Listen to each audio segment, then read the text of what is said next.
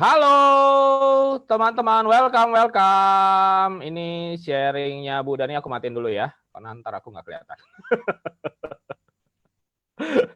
Welcome di acara Daily Sharing ya. Selamat pagi semua. Apa kabar Indonesia? Kita tetap bersemangat di cuaca yang agak mendung sedikit, tidak masalah ya.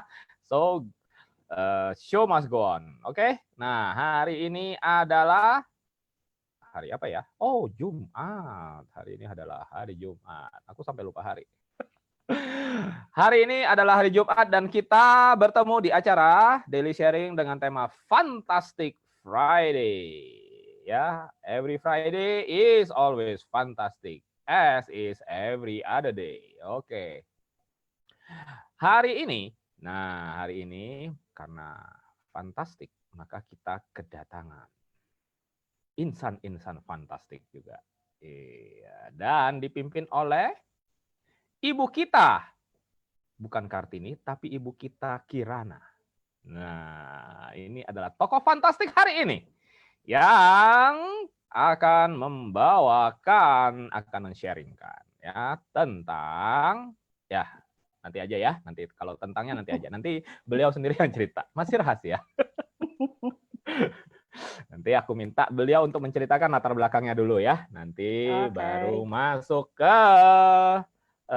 materinya. Tetapi ya, bagi teman-teman yang baru bergabung hari ini di acara kita, nah seperti Pak Jaya tadi, welcome Pak Jaya ya.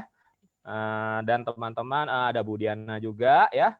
Ada Albert yang lagi reconnecting yang tadi itu pura-pura reconnecting padahal sudah connect gitu ya. Oke,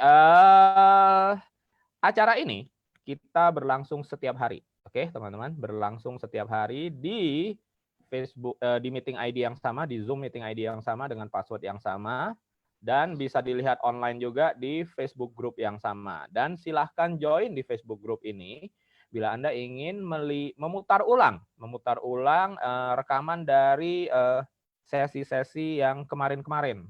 Kita sudah melakukan daily sharing ini kira-kira sudah 3 bulanan ya, dan setiap hari kita lakukan tidak pernah miss sedikit pun ya.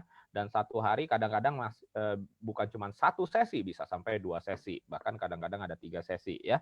Nah, Anda bisa putar ulang semua sesi itu di Facebook group kita. Videonya komplit dari awal sampai akhir, oke? Nah, tema-temanya macam-macam ya, mulai dari healing, prana healing, matrix healing, ada yang kartu tarot, Lenormand, ada digital marketing oleh Mr. Albert Lutano, ya, ada astrologi, ada human design, ada grafologi, ada macam-macam, banyak banget, dan ada sharing-sharing tentang meditation, mindfulness dan sebagainya ya. Ini juga dari bintang kita, Miss Chari, ya, yang di sini juga, oke. Nah ini beliau ya. Nah, jadi banyak sekali materi-materi yang bisa kita saksikan di acara-acara daily sharing Says Divine ini, oke. Ini juga Bro Hari Sutanto juga pernah mengisi dengan motivationalnya di channel ini. Nah, jadi Anda silahkan join di Facebook ini. Banyak sekali yang Anda bisa putar ulang di video-video untuk sesi-sesi sebelum-sebelumnya. Hari ini Ibu kita Kirana Kuswardani akan men-sharingkan sesuatu yang lain dari yang lain. Hari ini karena latar belakang beliau adalah seorang lawyer, professional lawyer, ya. Jadi lulusan hukum ya, lulusan hukum, dan beliau ini mastering banget tentang hal-hal hukum pasti ya, karena sehari-harinya beliau memang bekerja di bidang ini ya. Jadi sudah tidak asing lagi. Nah, ini acara hari ini juga berkaitan dengan bincang-bincang kita dalam acara daily sharing beberapa kali yang lalu ya. Ternyata ada apa ya, komen ya, atau ada perbincangan bahwa ini kalau saat-saat yang kemarin PSBB atau malah lockdown kemarin ya. Nah, itu kira-kira kalau soal hukum, soal legal itu legal papers ya itu gimana ya? Apa memang harus ditanda tangan? Apa bisa nggak digantiin dengan online atau semacam itu ya? Nah, itu yang membuat acara hari ini pun ada. Nah, tetapi mungkin Bu Dani akan membawakannya secara step by step ya. Nanti kita akan melihat apa saja yang akan dibawakan beliau karena ini tentang ranah hukum ini kan banyak banget ya. Kita hari ini mungkin mulai dengan memahami kontrak legal katanya ya, kontrak legal. Dan nanti mungkin kita akan ke online dan akan ke family mungkin ya, ke macam-macam ya. Semuanya kita bisa bahas dalam serial legal, law and legal ini ya, law and legal. Nah, jadi sekaligus teman-teman yang punya dalam tanda petik problem atau problem hukum atau ingin punya nasihat hukum secara profesional ya, bisa menghubungi kantor partnernya Bu Dani ya, Penyami and Kuswardani ya, kantor hukum Penyami and Kuswardani. Nanti akan dibantu secara profesional. Nah, itu mungkin awalan saya tentang master kita hari ini, Ibu Dani. Apakah Anda sudah siap? Halo Komai, halo semua. Nah, Thank you oke. Komai. Pembicara kita sudah siap. Hari ini aku ingin minta Bu Dani menceritakan dulu latar belakangnya. Kenapa kok tertarik di legal di dalam kenapa tertarik belajar hukum itu ya? Apakah memang ini sudah dari keluarga atau memang pilihan atau bagaimana? Lalu suka dukanya sampai sekarang bisa membuat kantor partner sendiri ya. Itu sudah suatu usaha yang luar biasa ya, teman-teman ya, pencapaian yang luar biasa. Silakan, Bu Dani. Halo semua, selamat siang. Halo Debbie, Cari, Olin, Pak Jaya, Kakak Diana, Albert, Pak Hari, David, Tony. Halo. Selamat siang, Bu. Ya. Halo. Selamat siang, Ibu. Selama ini kan kenal di Sage hanya sebagai muridnya Komai. Enggak kebalik. Sesama murid semua nih. Enggak juga sih. Kenal sebagai yang lain juga, Bu. Kalau saya dari Facebook pasti ya. Oh, kenal sebagai apa lagi? Sebagai astral lagi? Iya. Waduh. Sebagai ide. Waduh. Oke. Soal kenapa aku tertarik untuk memilih Fakultas Hukum sebagai bidang ilmuku, memang aku dipengaruhi oleh kakekku. Kakekku itu lawyer zaman Belanda lah gitu loh.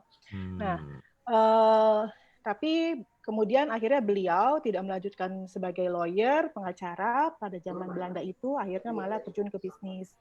Tapi sedikit banyak itulah menyebabkan saya memilih Fakultas Hukum, dan Fakultas Hukum itu sudah saya pilih sejak saya kelas 2 SD. Jadi udah jiwa lah pokoknya gitu loh. Terus selama kuliah, baru 2 tahun kuliah, saya kerja di kantor pengacara sebagai assistant lawyer. Dibilang part-time bisa, tapi sebenarnya full-time juga. Jadi kuliah sambil kerja, dan itu menarik karena kantor pengacara itu adalah kantor khusus di capital market. Jadi pada saat itu saya banyak handle IPO, bond issue, pokoknya semua hal yang berhubungan dengan capital market.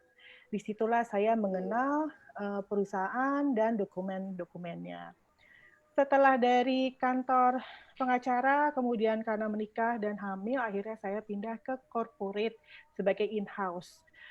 Di in-house itu awalnya di holding.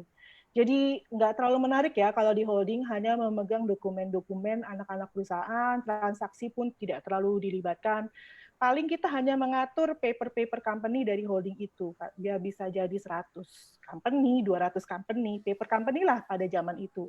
Tahun 90-an kan masih pengaturannya belum ketat. Setelah itu krisis moneter, ada 2 anak perusahaan dari holding company saya itu petrochemical company yang berlokasi di Anyer, satu kompleks dengan Chandra Asri dan kawan-kawan itu kolaps, masuk ke dalam struktur restructuring, masuk ke BPPN. Karena waktu itu kan konversi US dollar ke rupiah itu naiknya luar biasa ya, dari 2.800 kalau nggak salah saya ingat, sampai kemudian sampai 18.000. Otomatis pada saat itu banyak perusahaan yang kolaps dan masuk ke BPPN, karena waktu itu hutang dari kedua company itu ada yang satu 400 juta US dollar, yang satu 90 juta US dollar. Dan disitulah kemudian saya banyak mengenal dan mempelajari corporate finance, dokumen-dokumen restructuring dan sebagainya. Dalam 2 tahun berhasil menyelesaikan semua restructuring sebesar hampir 500 juta US dollar ya. Kemudian pabrik running full capacity, dan setelah 2 tahun masuk ke batch 2 yaitu asset disposal dari BPPN, restructuring kedua. Jadi kita mulai ditawarkan kepada potential investor.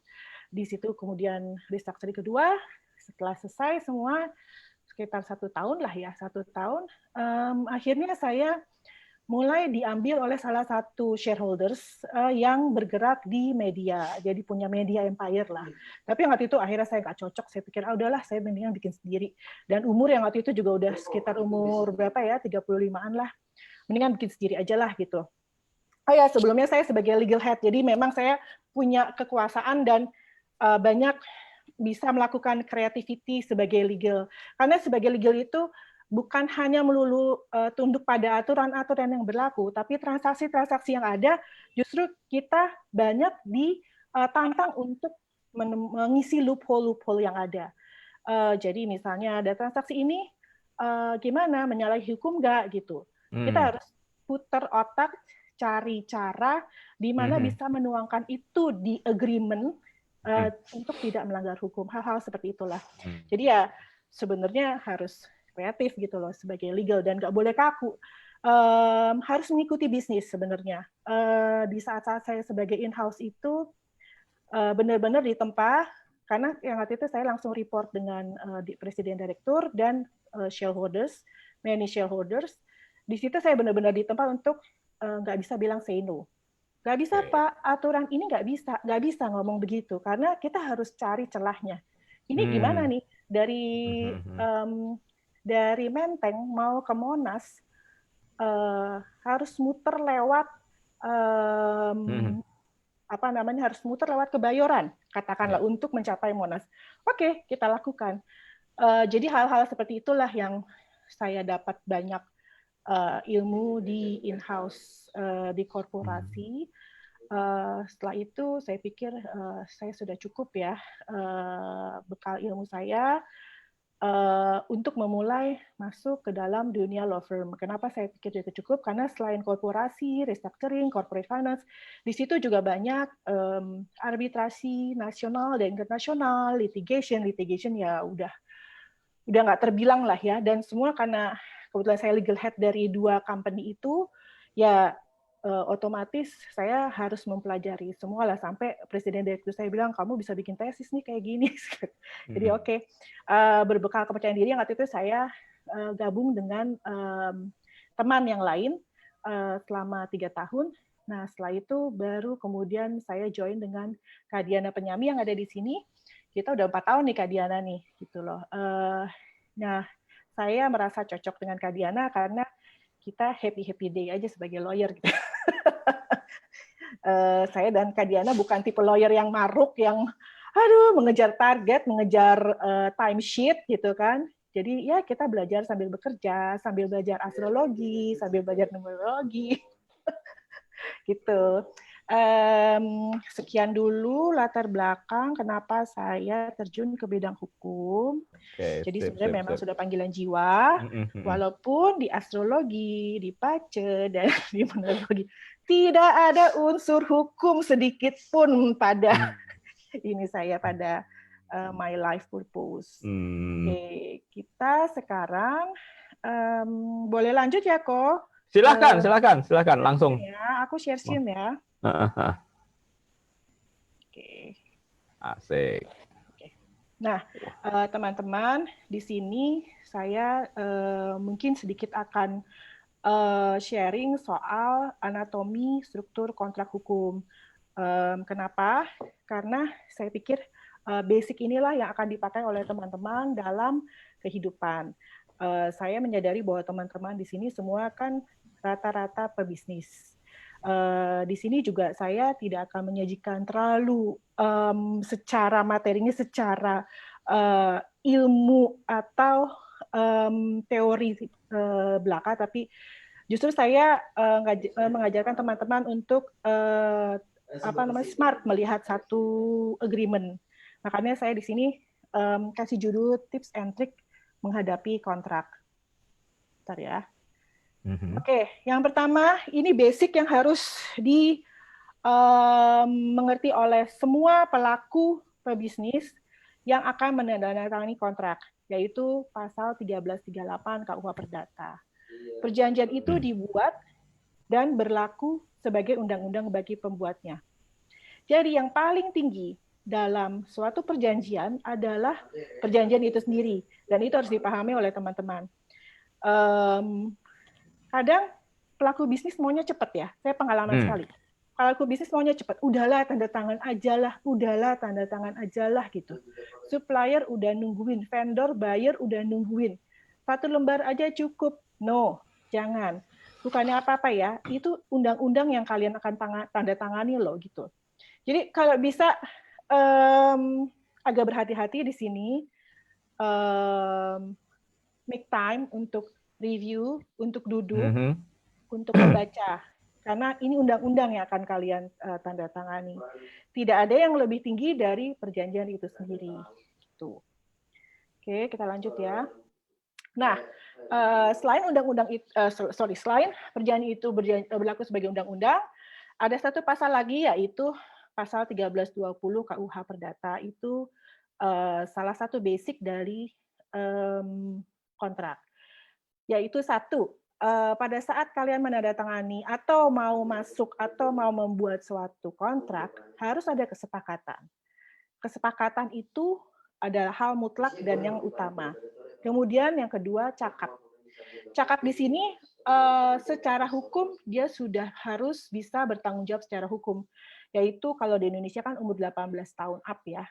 Atau dia secara kesehatan bisa dianggap dia sehat. Kadang gini trikinya, seseorang yang di bawah yang kesehatannya tidak maksimal atau mempunyai kesehatan mental yang lemah dan sebagainya, kadang suka dimanfaatkan oleh orang-orang tertentu untuk menandatangani sesuatu. Jadi tolong pada saat sebelum menandatangani perjanjian, pastikan bahwa counterpart kalian adalah orang yang cakap secara hukum. Jadi jangan mau menandatangani di mana counterpart itu di bawah umur, atau sedang sakit, atau mental illness, dan sebagainya. Terus yang ketiga, hal tertentu. Perjanjian ini harus menyebutkan hal tertentu. Misalnya jual beli mobil. Mobil harus disebutkan. Jual beli rumah. Jual beli jasa. Jasa apa? Nggak bisa hanya disebutkan jasa. Jasa apa? Jasa cleaning service, jasa programmer, jasa anything. Tapi harus menyebutkan hal tertentu. Terus yang keempat, kausa halal. Kausa halal itu adalah sesuatu yang tidak melanggar hukum. Pastikan pada saat menandatangani perjanjian bahwa itu tidak melanggar hukum, khususnya hukum di Indonesia. Karena begitu once kalian tanda tangani, langsung default, bukan default, bahkan nil and void. Nil and void itu secara undang-undang tidak diakui. Misalnya jual beli. narkoba, jual beli obat-obatan yang terlarang, psikotropika, atau jasa I don't know, jasa pelacuran dan sebagainya gitu-gitulah. Pokoknya yang melanggar hukum. Jadi pastikan bahwa yang akan kita tandatangani memenuhi 4 poin ini: kesepakatan, cakap, hal tertentu, dan kausa yang halal. Kalau enggak ya itu begitu ditandatangani langsung nil and void. Oke, sebelumnya sebelum menandatangani perjanjian, please make sure at least duduk dan baca anatomi dan struktur dari perjanjian ini. Karena ini yang saya tampilkan di sini adalah hal-hal yang bisa dibilang ini wajib dan minimal harus ada ini. Kalau tidak ada ini ya jangan ditandatanganin lah gitu loh. Yang pertama adalah heading judul, opening, komparisi, resital, definisi, hak dan kewajiban, ada penyebutan harga atau jasa, ada mekanisme pembayaran, ada korespondensi, ada kelalaian, ada pemilihan hukum, penyelesaian, ada penutup dan tanda tangan. Kita bahas heading ya. Nah, heading judul ini kepala dari kontrak, yang mencerminkan isi dari kontrak tersebut. Jangan hanya membuat heading perjanjian, titik, that's it. Perjanjian apa itu? Perjanjian jual belikah? Perjanjian sewa menyewakah? Perjanjian kreditkah? Karena ini akan mengidentifikasi isi dari perjanjian tersebut. Kadang kalau di dalam satu company ada memang yang menyebut nomor karena mereka punya penomoran tertentu terhadap satu perjanjian. It's okay, nggak apa-apa. Yang penting judul itu harus ada dan judul itu harus jelas menyebutkan perjanjian ini perjanjian apa. Jadi nggak terlalu melebar kemana-mana, juga tidak terlalu sempit. Oke. Yang kedua, opening. Opening ini harus menyebutkan hari pada saat tanda tangan ini pada saat perjanjian ini ditandatangani, tanggal, tahun, dan lokasi. Jakarta, 20 Oktober 1980. Jakarta 20 Oktober 1980. Atau kalau notaris biasanya disebutkan juga komparisi bahwa notaris siapa bla bla bla bla duduk di sini untuk menuangkan suatu akta dengan hari, tanggal, tahun, dan lokasi. Kalau misalnya ini ditandatangani terpisah, nggak masalah juga. Misalnya pada hari ini ditandatangani oleh counterpart A, kemudian dibawa, kemudian ditandatangani oleh counterpart B itu keesokan harinya, nggak apa-apa. Tapi kita tahu bahwa tanggal efektif dari perjanjian itu adalah yang tercatat di opening. Kecuali disebutkan lain. Misalnya di dalam satu pasal, klaus di dalam perjanjian itu disebutkan, perjanjian ini baru berlaku efektif setelah tanggal sekian. It's okay. Tapi opening ini harus, jadi menunjukkan bahwa perjanjian ini dibuat pada kapan. Terus komparisi, ini paling penting ya, ada identitas para pihak.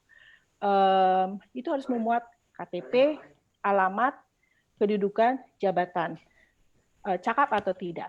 Identitas tadi sudah disebutkan, KTP, paspor, atau kalau company itu akta pendirian dari company itu.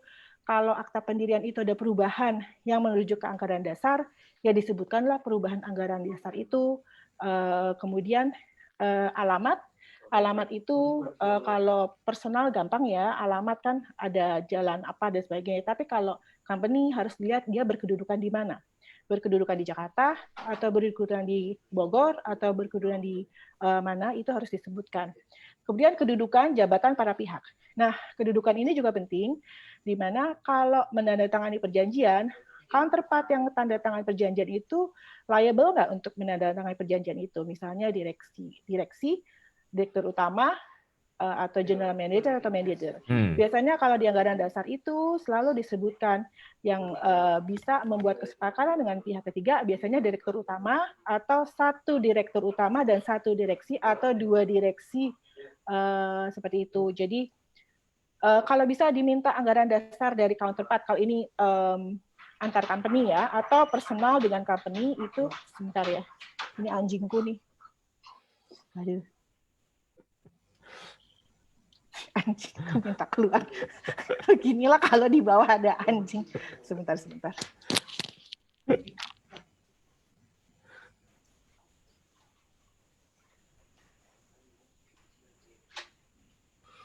Oke ya teman-teman, nggak apa-apa, nanti sambil dicatat. Nanti kalau ada pertanyaan sambil dicatat dulu. Nanti terakhir baru kita tanyakan kepada Bu Dani ya. Ya. Oke, silakan. Sampai mana tadi ya? Kedudukannya. Jadi ini yang juga mesti ini yang harus ya kedudukan. Yang jadi ini juga bisa penting. menandatangani pokoknya. Ya. Tolong baca anggaran dasar dari company itu, siapa yang berwenang, satu direktur utama atau dua direksi, atau direksi sendiri juga bisa, is okay. Tapi secara pihak dia liable untuk tanda tangan. Kalaupun yang menandatangani misalnya general manager atau manager atau apa, biasanya harus disertai dengan surat kuasa dari direksi. Nah, diminta juga tuh surat kuasanya dari direksi. Apakah ada? Jadi dia berwenang secara full. Takutnya kalau terjadi dispute atau terjadi apa-apa, otomatis counterpart akan bilang, wah perjanjian ini batal demi hukum. Batal demi hukum. Jadi kalian tidak punya kita nggak punya masalah apa-apa karena perjanjian ini ada perjanjian yang sudah batal ketika default ketika kalian tanda tangan gitu. Hal-hal seperti itu yang biasanya terjadi.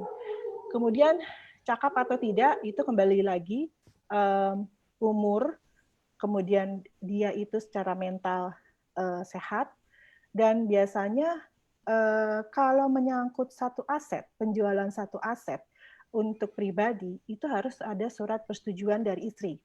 Jadi diminta juga surat persetujuan dari istri untuk penjualan aset tersebut. Kalau tidak, ada potensi di kemudian hari si istri menuntut bahwa perjanjian ini batal demi hukum karena tidak melalui persetujuan dari saya.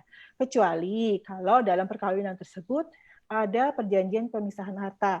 Itu oke. Berarti sang suami berhak menandatangani apapun yang menyangkut aset. Kemudian untuk intercompany itu ada yang namanya persetujuan komisaris. Dicek lagi di anggaran dasar untuk penjualan aset itu apakah perlu persetujuan dari komisaris atau enggak. Biasanya ada.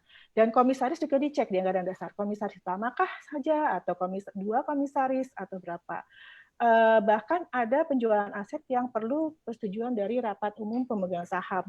Jadi hal-hal detail yang biasanya miss dari kita itu memang yang harus diperhatikan. Kuncinya adalah anggaran dasar. Setiap kali mau tanda tangan, minta anggaran dasar mereka atau mau antar pribadi, kita tanya mereka punya separate marital agreement nggak? Kalau nggak punya, ya kita harus minta persetujuan istri ini untuk perjanjian yang melibatkan transfer aset. Ada yang tanya nggak di sini? Ini udah pada tidur nih. Perjanjian tadi kan ada tanggal ya Bu Dani, sebelum aku lupa. Itu sebenarnya perjanjian seperti ini bisa backdate nggak? Nah itu balik lagi. Kalau para pihak oke sih nggak apa-apa ya, tapi asal diperhatikan backdated berarti kewajiban kalian tuh dimulai pada saat tanggal backdated itu gitu. Betul.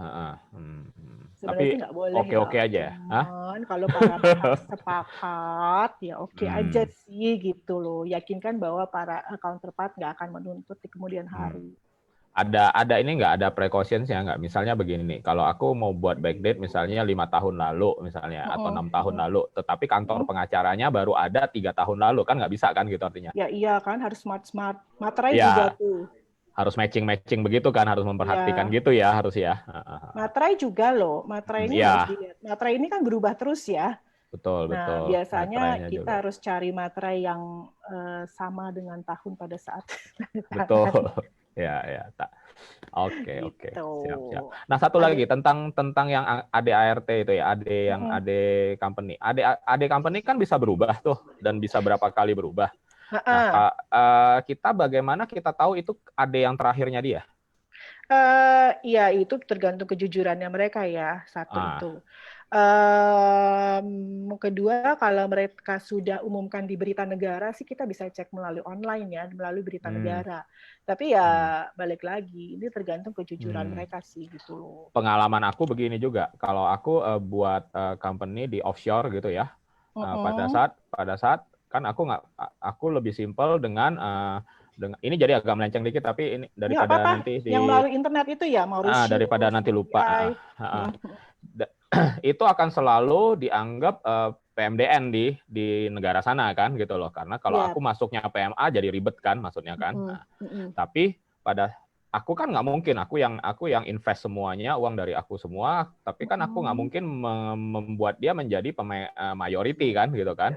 Nah, jadi artinya aku buat company, tapi langsung hari itu juga ditandatangani jual, dia kan majority gitu ya, 50 plus lah persen kan, 51 atau 55 gitu kan. Nah, tapi di hari itu juga akan ditandatangani dia menjual sebagian besar sahamnya ke aku. Jadi hampir-hampir. Tapi itu tidak pernah didisclose. Itu di bawah tangan gitu loh. Yang didisclose, kalian pakai hukum apa pada saat perjanjian penandatangan perjanjian itu? Hukum negara sana dong. Misalnya di Singapura atau di mana, di Panama, aku juga kemarin. Kalau pakai mereka sih, ya itu nggak masalah. Itu kan sudah jalan gitu kan. Nah, masalahnya kalau aku adalah kalau ada perusahaan, aku ini sebagai orang lain yang akan kerjasama dengan perusahaan seperti ini gitu kan. Aku kan nggak tahu ada underhand itu kan gitu loh. Gimana caranya ya gitu loh. Ya itu susah juga ya artinya ya. Tergantung resiko, maksudnya jumlah dari apa yang diperjanjikan. Kalau jadi besar artinya, sekali, risikonya tinggi, ya kita harus melakukan audit kecil-kecilan lah ya terhadap counterpart kita. Tapi kalau yang ditandatangani cuma berapa dan risiko yang ditandatangani itu kita perhitungkan tidak termasuk risk di dalam list kita, ya go ahead aja gitu loh. Jadi pada saat di sana dia masih di dalam akte kan dia masih diakui sebagai direksi lah atau apa gitu kan. Dia membuat kerjasama gitu kan. Padahal sebenarnya saham dia sudah aku buyback gitu kan gitu loh.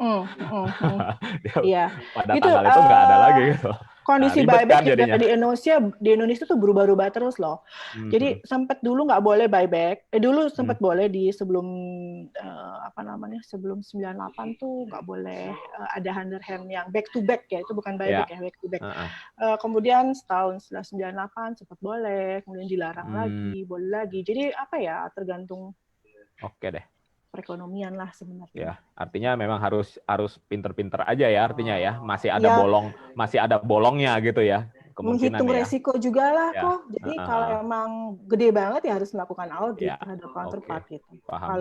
Kalau bisa resikonya bisa di undertaking ya sudah gitu. Siap. Oke, lanjut. Thank you. Terus apa lagi tadi? Oh iya, nanya. Silakan Pak. Ya. Pak Susanto. Backdate itu tujuannya untuk apa sih? Sebenarnya backdate itu kan tadi yang mengacu ke ke Pak Michael kan ada sesuatu klausul atau satu yang mundur. Itu lebih ke satu kondisi atau ada keperluan lain gitu loh. Ada kegunaan nggak backdate gitu loh, Bu? Banyak sih Pak. Jadi misalnya gini, contoh ya. Pengalihan aset. Saya mau IPO, otomatis pada saat itu kan dokumen harus clear 10 tahun, 5 tahun sebelumnya. Pada saat auditor datang, wah ini missing link nih, nggak ada pendokumentasiannya nih. Wah ini nggak matching sama laporan keuangan nih, transaksinya mana gitu kan. Di laporan keuangan disebutkan begini, tapi underhand transaksinya nggak ada. Jadi kadang-kadang kita harus membuat backdated dokumen untuk menjustify transaksi yang ada gitu sih Pak. Atau misalnya sudah terjadi bisnis antara saya dan Komike gitu, jual beli komputer atau jual beli apa. Ya udah kita saling percaya lah gitu. Kita start aja sekarang tanggal berapa nih? Tanggal 5 Juni. Tapi setelah seminggu kita harus bikin agreement nih gitu kan. Terus ya kita minta lawyer deh draftin. Tapi mungkin lawyer butuh 2 minggu, 3 minggu, akhirnya tanda tangan itu backdated ke 5 Mei, padahal ditandatangani tanggal 20 Juni atau 30 Juni, itu sih Pak, gitu loh. Tapi Jadi, asal para jadi pihak itu setuju. Jadi intinya, satu, para pihak setuju. Ya kan, Betul. karena iya ini kan lagi nanya, mempertegas, gue juga kalau nggak setuju bingung loh. I see, yang namanya penipuan itu. Yang namanya agreement pasti dua pihak setuju, kalau enggak yang akan terjadi agreement, begitu kan Bu? Betul. Iya. Ini kan lagi nanya. Ya. Terus. Kedua, berarti saya nangkep kalau backdate itu jika terjadi sesuatu dokumentasi yang tidak jelas atau kurang lengkap, maka di backdate sampai di mana titik semua dokumen itu terverifikasi. Satu. Ya. Kedua, terjadi perjanjian itu secara informal atau verbal. Kemudian how to formulate, nah di backdate itu kan salah satu yang duanya. Oke, itu aja. Thank you. Enggak ada, emang belum dikirim katanya. Apaan tuh Sony? Sony mau kirim apa, Son? Oke. Tambahan dikit ya soal surat kuasa ya. Pada saat penandatangan surat kuasa untuk menandatangani perjanjian, make sure yang menandatangani surat kuasa itu ada di Indonesia. Kalau tidak di Indonesia itu harus dilegalisir di embassy atau kedutaan setempat gitu loh. Jadi jangan mau tanda tangan perjanjian kalau misalnya counterpart ada di luar negeri. Oke, walaupun dia WNI ya? Walaupun dia WNI, tetap tanda tangan itu harus dilakukan di sini. Kalau terhadap WNA, biasanya saya simpan COP imigrasi pada saat dia masuk Indonesia. COP di paspornya kan ada COP imigrasi ya, bahwa terbukti tanggal segini dan sampai tanggal segini WNA tersebut ada di Indonesia. Oke. Dan mereka memang harus melampirkan itu ya sebagai pelengkapnya ya gitu ya. Sebenarnya nggak harus melampirkan karena memang kan tidak disebut, cuman untuk tertibnya supaya kita ya kalau untuk yang di luar negeri memang harus melalui legalisir dari embassy setempat. Karena kalau nggak dibilang perjanjian itu batal demi hukum, kan kita tidak mau di kemudian hari timbul pada saat timbul dispute perjanjian itu menjadi batal demi hukum karena hal-hal yang sepele gitu. Oke, sip. Thank you. Lanjut ya. Lanjut. Nah, dalam perjanjian biasanya disebutkan latar belakang terjadinya kontrak. Misalnya kebutuhan A, kebutuhan B untuk menandatangani kontrak ini, pertimbangan dan sebagainya. Karena banyak perjanjian dimulai dengan surat menyurat antara pihak atau MOU yang ditandatangani terlebih dahulu. Lebih baik disebutkan karena untuk tarik garis ke belakang sejarahnya begini loh, perjanjian ini loh, karena banyak hal terjadi begitu ditandatangani perjanjian, kemudian berbelok tuh itunya isi perjanjiannya. Padahal sebetulnya dulu kita sepakatnya begini loh gitu. Menurut surat menyurat. Lihat di MOU seperti ini. Ya kecuali setelah itu kalau disetujui oleh para pihak bahwa perjanjian ini akan berbelok, is okay gitu. Sebenarnya ini yang menyebabkan mengapa perlunya ada recital atau latar belakang. Lanjut ya.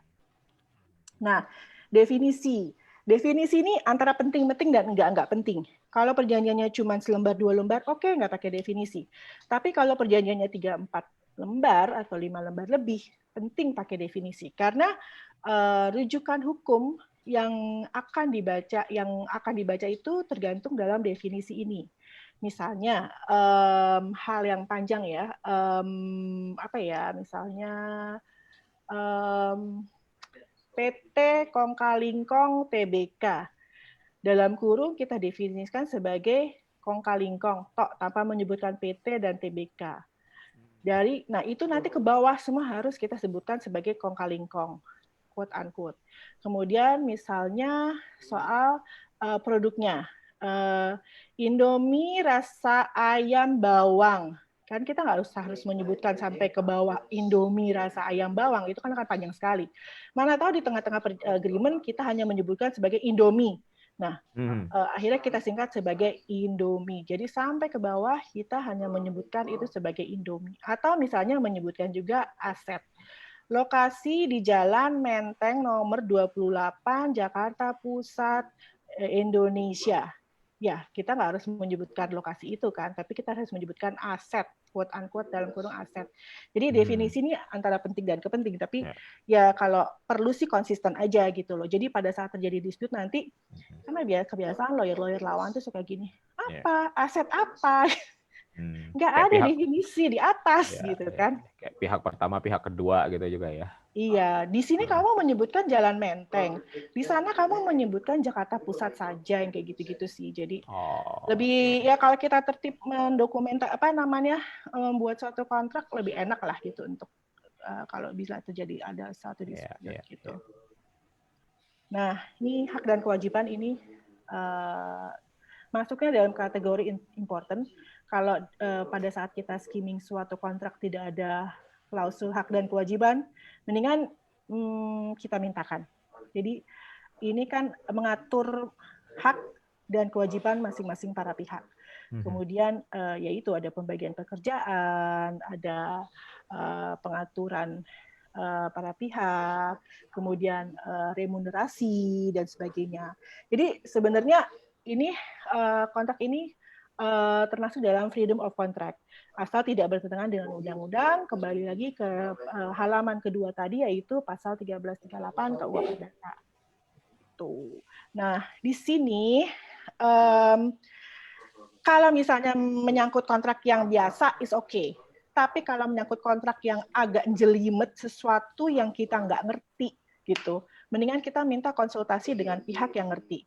Karena biasanya di sini banyak terjadi bukan penipuan ya, tapi hidden atau banyak fakta-fakta yang disembunyikan atau fakta yang harus dijelaskan dan dijelaskan secara detail, kemudian tidak dijelaskan secara detail, akhirnya kemudian timbulnya dispute gitu loh.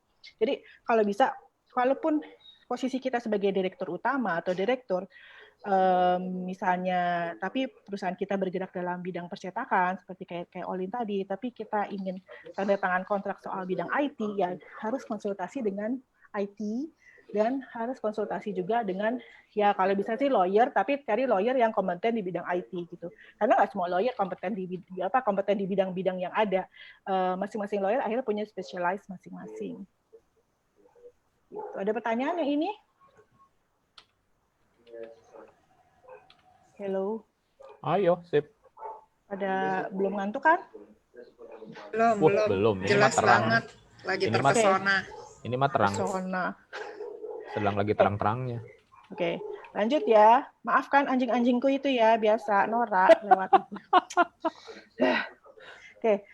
Yang jelas dan important lagi mengenai penyebutan barang, harga, jasa, atau upah. Jadi leveringnya itu apa? Ini harus dicantumkan dalam kontrak. Kalau nggak sah gitu loh. Berapa sih harga barang yang kita jual? Berapa sih jasa yang kita jual? Berapa sih harga kontrak ini? Harus disebutkan. Kemudian di situ kan juga ada fee, ada man hour, ada apa gitu kan? Nah itu juga harus disebutkan secara jelas gitu loh. Kalau nggak nanti dispute lagi. Atau misalnya tiap tahun berganti sesuai perkembangan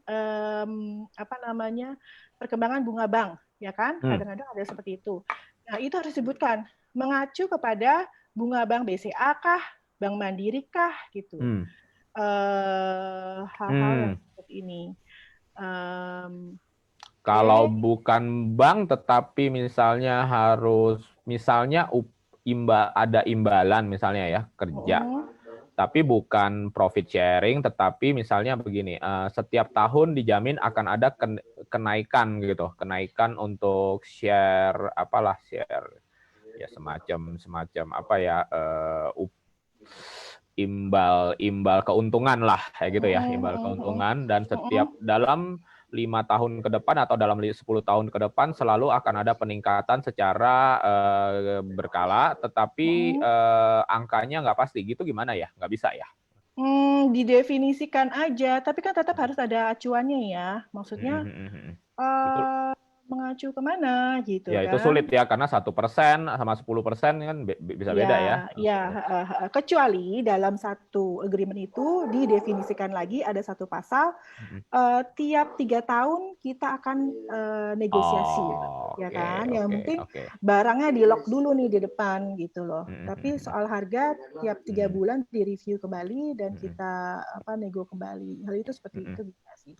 Atau misalnya mau dipersempit lagi, akan direview kembali, dinego kembali, tapi tidak lebih besar dari kenaikannya tidak lebih besar dari 10% gitu kan. Jadi di lock juga kan gitu.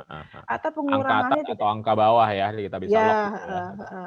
Kalau bisa di lock sih lebih bagus ya. Jadi nggak ada dispute, jangan dilepas mengawang-awang gitu kan.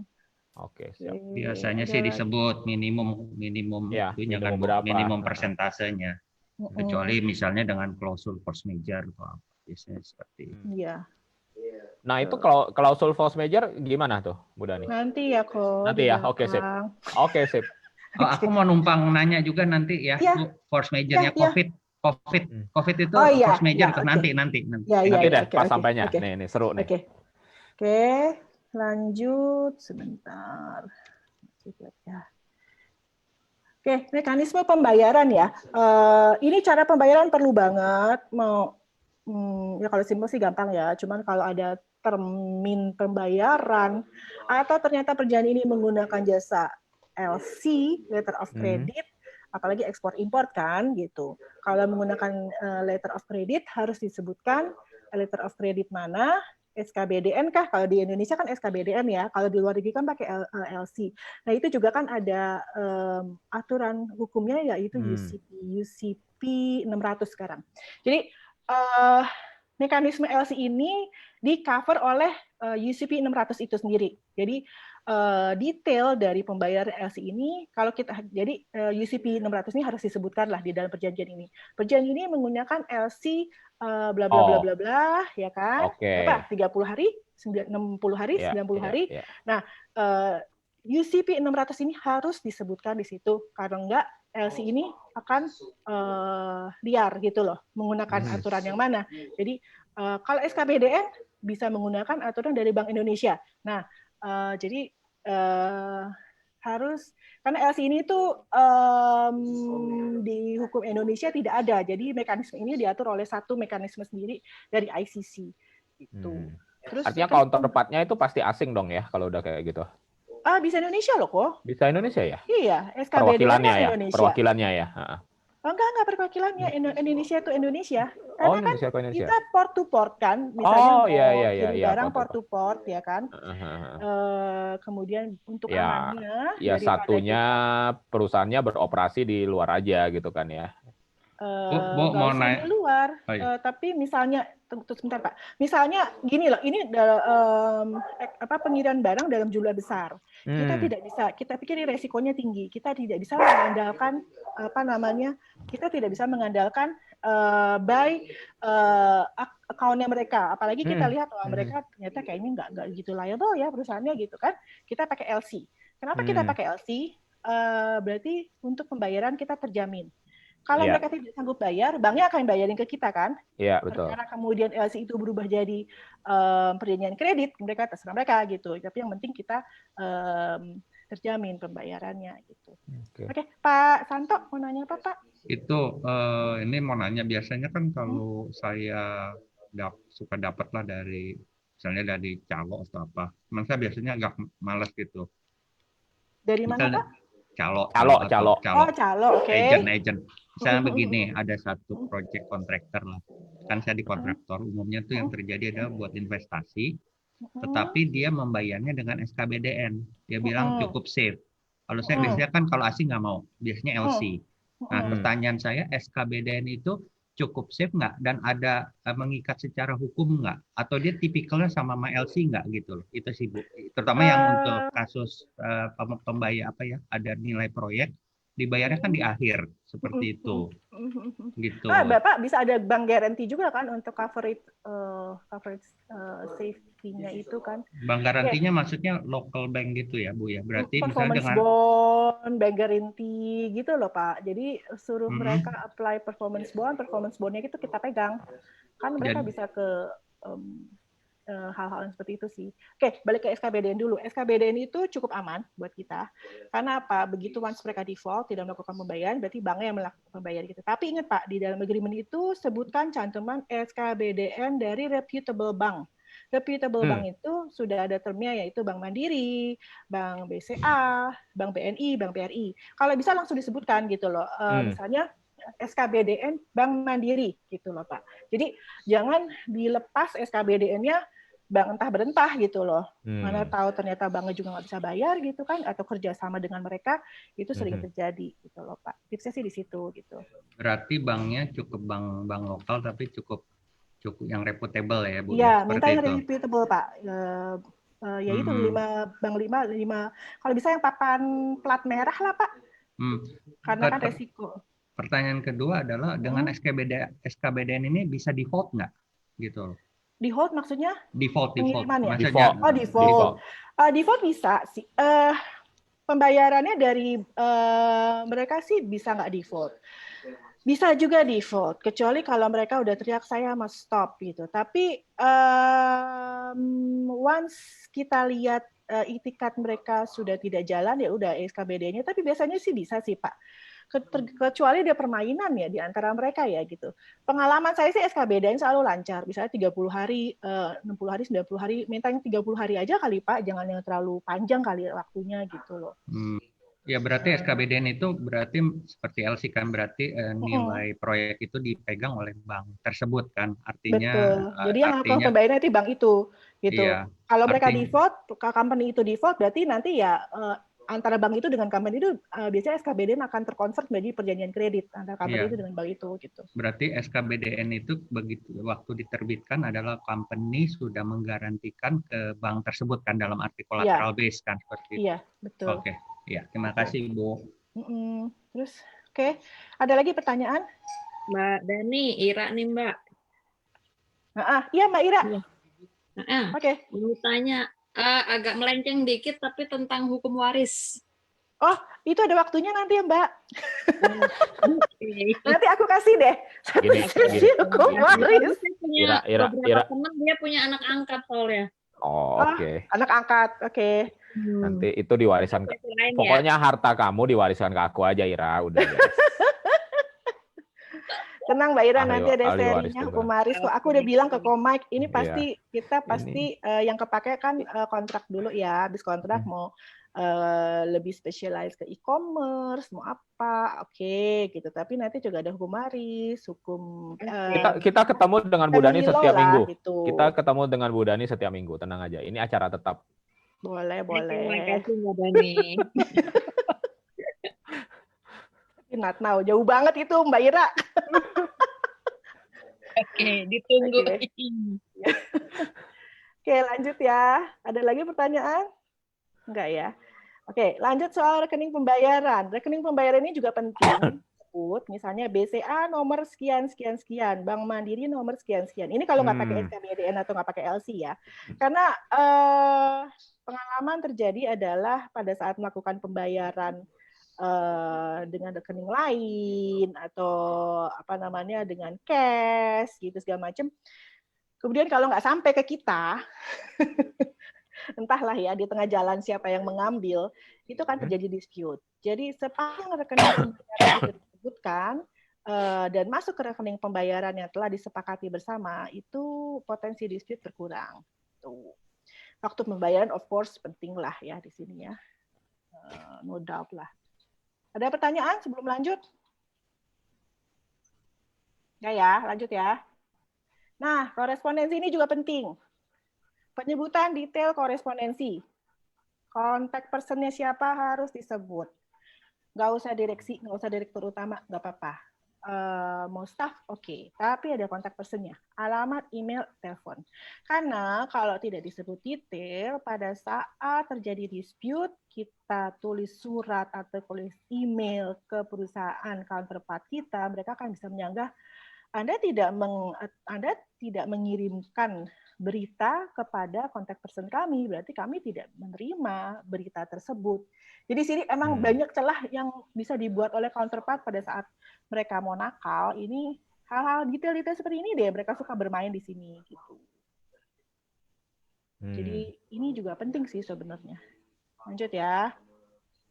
Nah, ini dia kelalaian atau event of default. Kalau dalam perjanjian yang resiko dari isi perjanjian itu mempunyai risk yang besar, harus ditekankan kelalaiannya apa. Misalnya tidak mendeliver suatu barang lebih dari 15 hari atau miss term dari pembayaran atau miss term delivery atau apapun.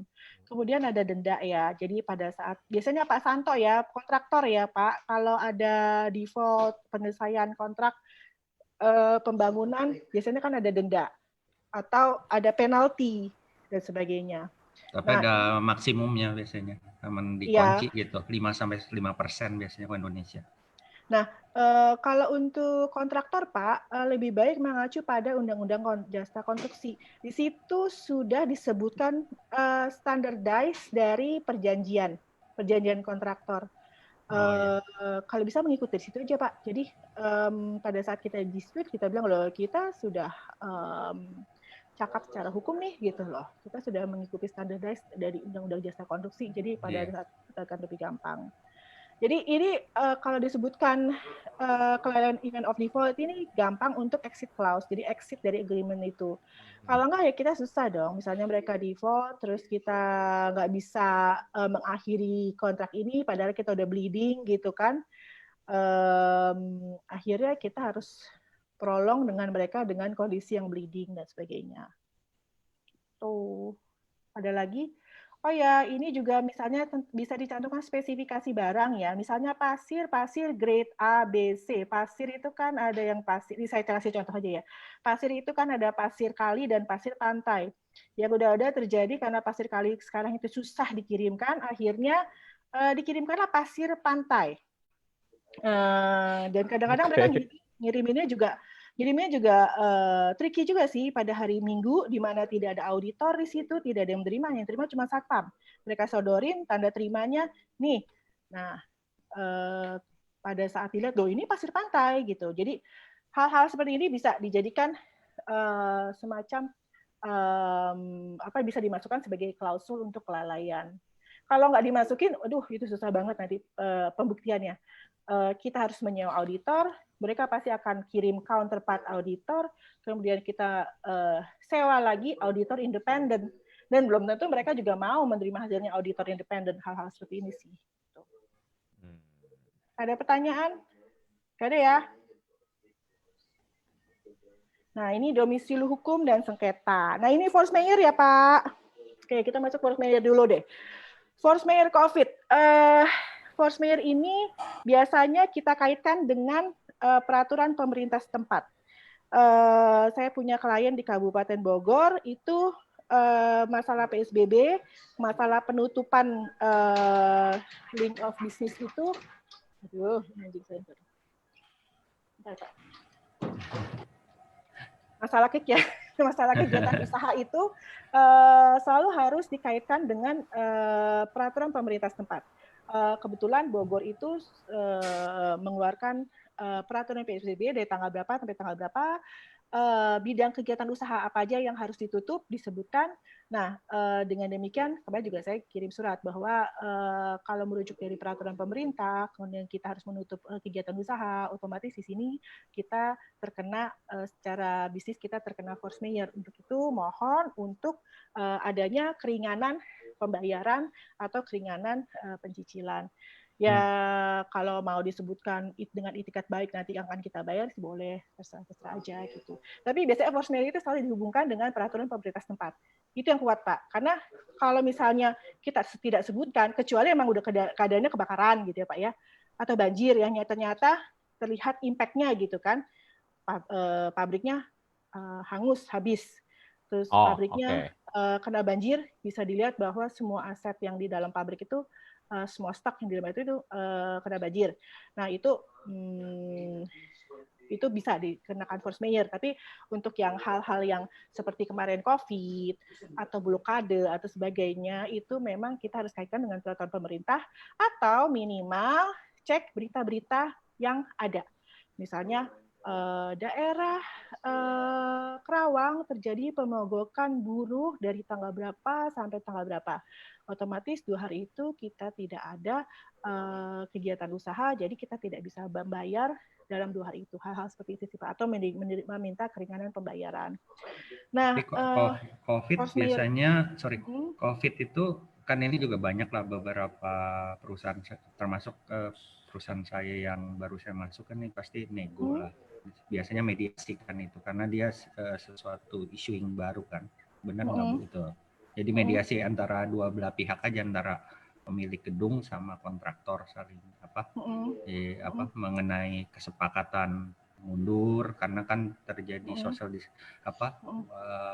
pekerja buruhnya kan lebih sedikit, terjadi perlambatan gitu. Kayaknya sih seperti itu akan terjadi mediasi gitu, lebih banyak kekeluargaan mediasi antara kedua belah pihak sih. Betul Pak. Biasanya perjanjian Indonesia kan diselesaikan dengan musyawarah untuk mufakat terlebih dahulu kan. Iya. Nah, satu hal lagi yang perlu diperhatikan kalau force majeure ya Pak, lingkungan lokasi kegiatan usaha kita. Ini satu yang saya temukan dan cukup menarik adalah kestabilan PLN. Ada daerah di mana yang PLN-nya nggak stabil, jadi bisa mati, terutama di luar daerah ya, bisa mati itu berminggu-minggu gitu loh. Itu kita bisa masukkan sebagai force majeure, yaitu berhentinya listrik, berhentinya supply oleh PLN. Atau untuk pengalaman saya di industri petrochemical, saya kan pegang 2 industri petrochemical kemarin itu, yang waktu itu kestabilan supply gas. Jadi kita hanya dapat kuota segini, pada saat-saat tertentu supply gas itu bisa stop atau bisa berakhir, atau bahkan tanpa diberitahu kita tiba-tiba gas itu stop aja gitu loh. Jadi pada saat itu otomatis kita harus switching-an ke listrik, ke solar, ke diesel. Jadi tetap aja misalnya pada saat itu pemutus, ya hal-hal seperti itu lah. Jadi teknis-teknis seperti itu. Jadi harus diperhatikan juga klausul force majeure itu tidak harus sama, tidak harus baku antara perjanjian dan perjanjian. Harus diperhatikan nature dari bisnis kita. Apa nih yang paling sering mengganggu di lokasi kegiatan bisnis kita? Kalau PLN ya sudah masukkan aja PLN. Sepanjang disetujui oleh counterpart, oke, gitu loh Pak. Jadi kita Jadi force majeure itu kalau yang Ibu cerita bisa kalau terjadi sesuatu di luar standar didefinisikan dulu ya di force majeure-nya di pasal 1-nya itu apa yang termasuk dalam force majeure itu. Biasanya kan seperti itu. Oke. Gitu Pak. Oke, terus lanjut, penyelesaian sengketa itu bisa dengan arbitrasi. Arbitrasi itu bisa dari Indonesia atau arbitrasi dari luar. Atau kita memilih pengadilan negeri di Indonesia. Kalau saya boleh suggest, kalau kita di pihak yang lemah, kita bisa menggunakan arbitrasi. Karena apa? Jangka waktu arbitrasi itu lama banget, kalau dalam kondisi counterpart itu tidak mau mempunyai itikat baik, arbitrasi itu kita bisa prolong. Setelah selesai ada putusan arbitrasi harus dieksekusi lagi di pengadilan negeri. Kalau di Jakarta kan pengadilan negeri Jakarta Pusat. Nah, di pengadilan Jakarta Pusat kita bisa bermain lagi. Seperti itu sih. Jadi kalau kita merasa kita di pihak yang kuat, mendingan pengadilan negeri deh. Dan juga lebih murah. Karena arbitrasi itu harus bayar arbitratornya, harus bayar mediatornya, harus bayar fee ke arbitrasinya. Seperti itu. Kalau asing gimana Bu? Misalnya asing, biasanya arbitrasinya kan pilih netral, Singapura biasanya.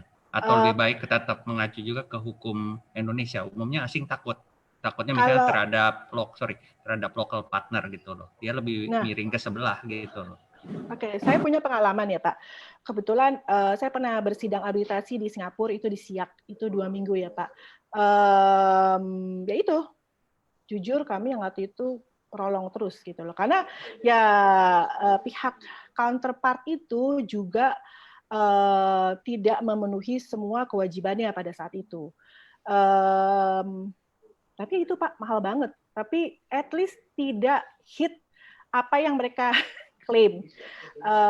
Itu sih Pak. Jadi boleh digunakan asal Bapak siap untuk dengan biaya yang sangat costly dalam menyewa lawyer-lawyer, terutama lawyer asing.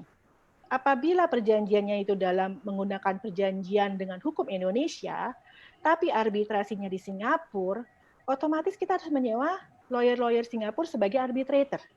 Lawyer-lawyer Singapura itu mereka rata-rata mindset-nya adalah common law. Common law itu berbeda dengan civil law. Mereka nggak ngerti tentang hukum di Indonesia, sama sekali nggak ngerti. Jadi apa ya, berhati-hatilah Pak. Maksudnya penggunaan arbitrasi itu kalau bisa di Indonesia, kalau bisa juga pengadilan negeri di Indonesia saja. Jadi nggak apa-apa negosiasi seminggu 2 minggu untuk ngotot-ngototan menggunakan, asal bisnisnya itu misalnya di Indonesia ya Pak ya, ya kita gunakan aja pengadilan negeri di Indonesia gitu loh Pak. Jadi kalau Ibu sebagai corporate lawyer di satu perusahaan internasional lah ya, jadi Ibu lebih menyarankan itu mendingan hukum perdata aja di mana kedua belah pihak, ya tentunya di daerah mana, pengadilan negeri mana kan, biasanya perdata di mana gitu, di Indonesia kan seperti itu. Kalau memang bisnisnya itu di Indonesia. Iya ya bisnisnya enggak, ini kan multinasional sama lokal misalnya berpartner atau melakukan suatu. Biasanya kan umumnya yang terjadi adalah karena kontrolnya juga dari luar, mereka juga nggak gitu mengerti dan tidak percaya umumnya, mereka nggak mau pusing. Standardize ya Pak. Mereka dia akan melakukan arbitrase Singapura biasanya. Ya, ini standar dari kami adalah arbitrasi Singapura gitu kan. Kalau kan begitu ngomongnya kan. Nego aja dulu Pak. Iya, kalau terjadi dispute kan. Tapi sebenarnya memang Ibu bilang benar, arbitrasi itu sangat costly dan sangat wasting time. Saya baca sih seperti itu, karena mereka menggunakan common law yang Ibu bilang gitu. Oke. Jadi nggak make sense gitu loh kalau kita pakai mereka sebenarnya kan. Tapi ya kalau memang dihitung-hitung biaya lawyernya yang disebutkan costly itu masih jauh di bawah dari tuntutan atau gugatan mereka, ya go ahead aja ke SIAK gitu kan Pak. Pada saat mereka menang di SIAK pun mereka akan enforce itu melalui Pengadilan Negeri Jakarta Pusat. Ya sudah, kita blok aja di Pengadilan Negeri Jakarta Pusat gitu loh Pak. Jadi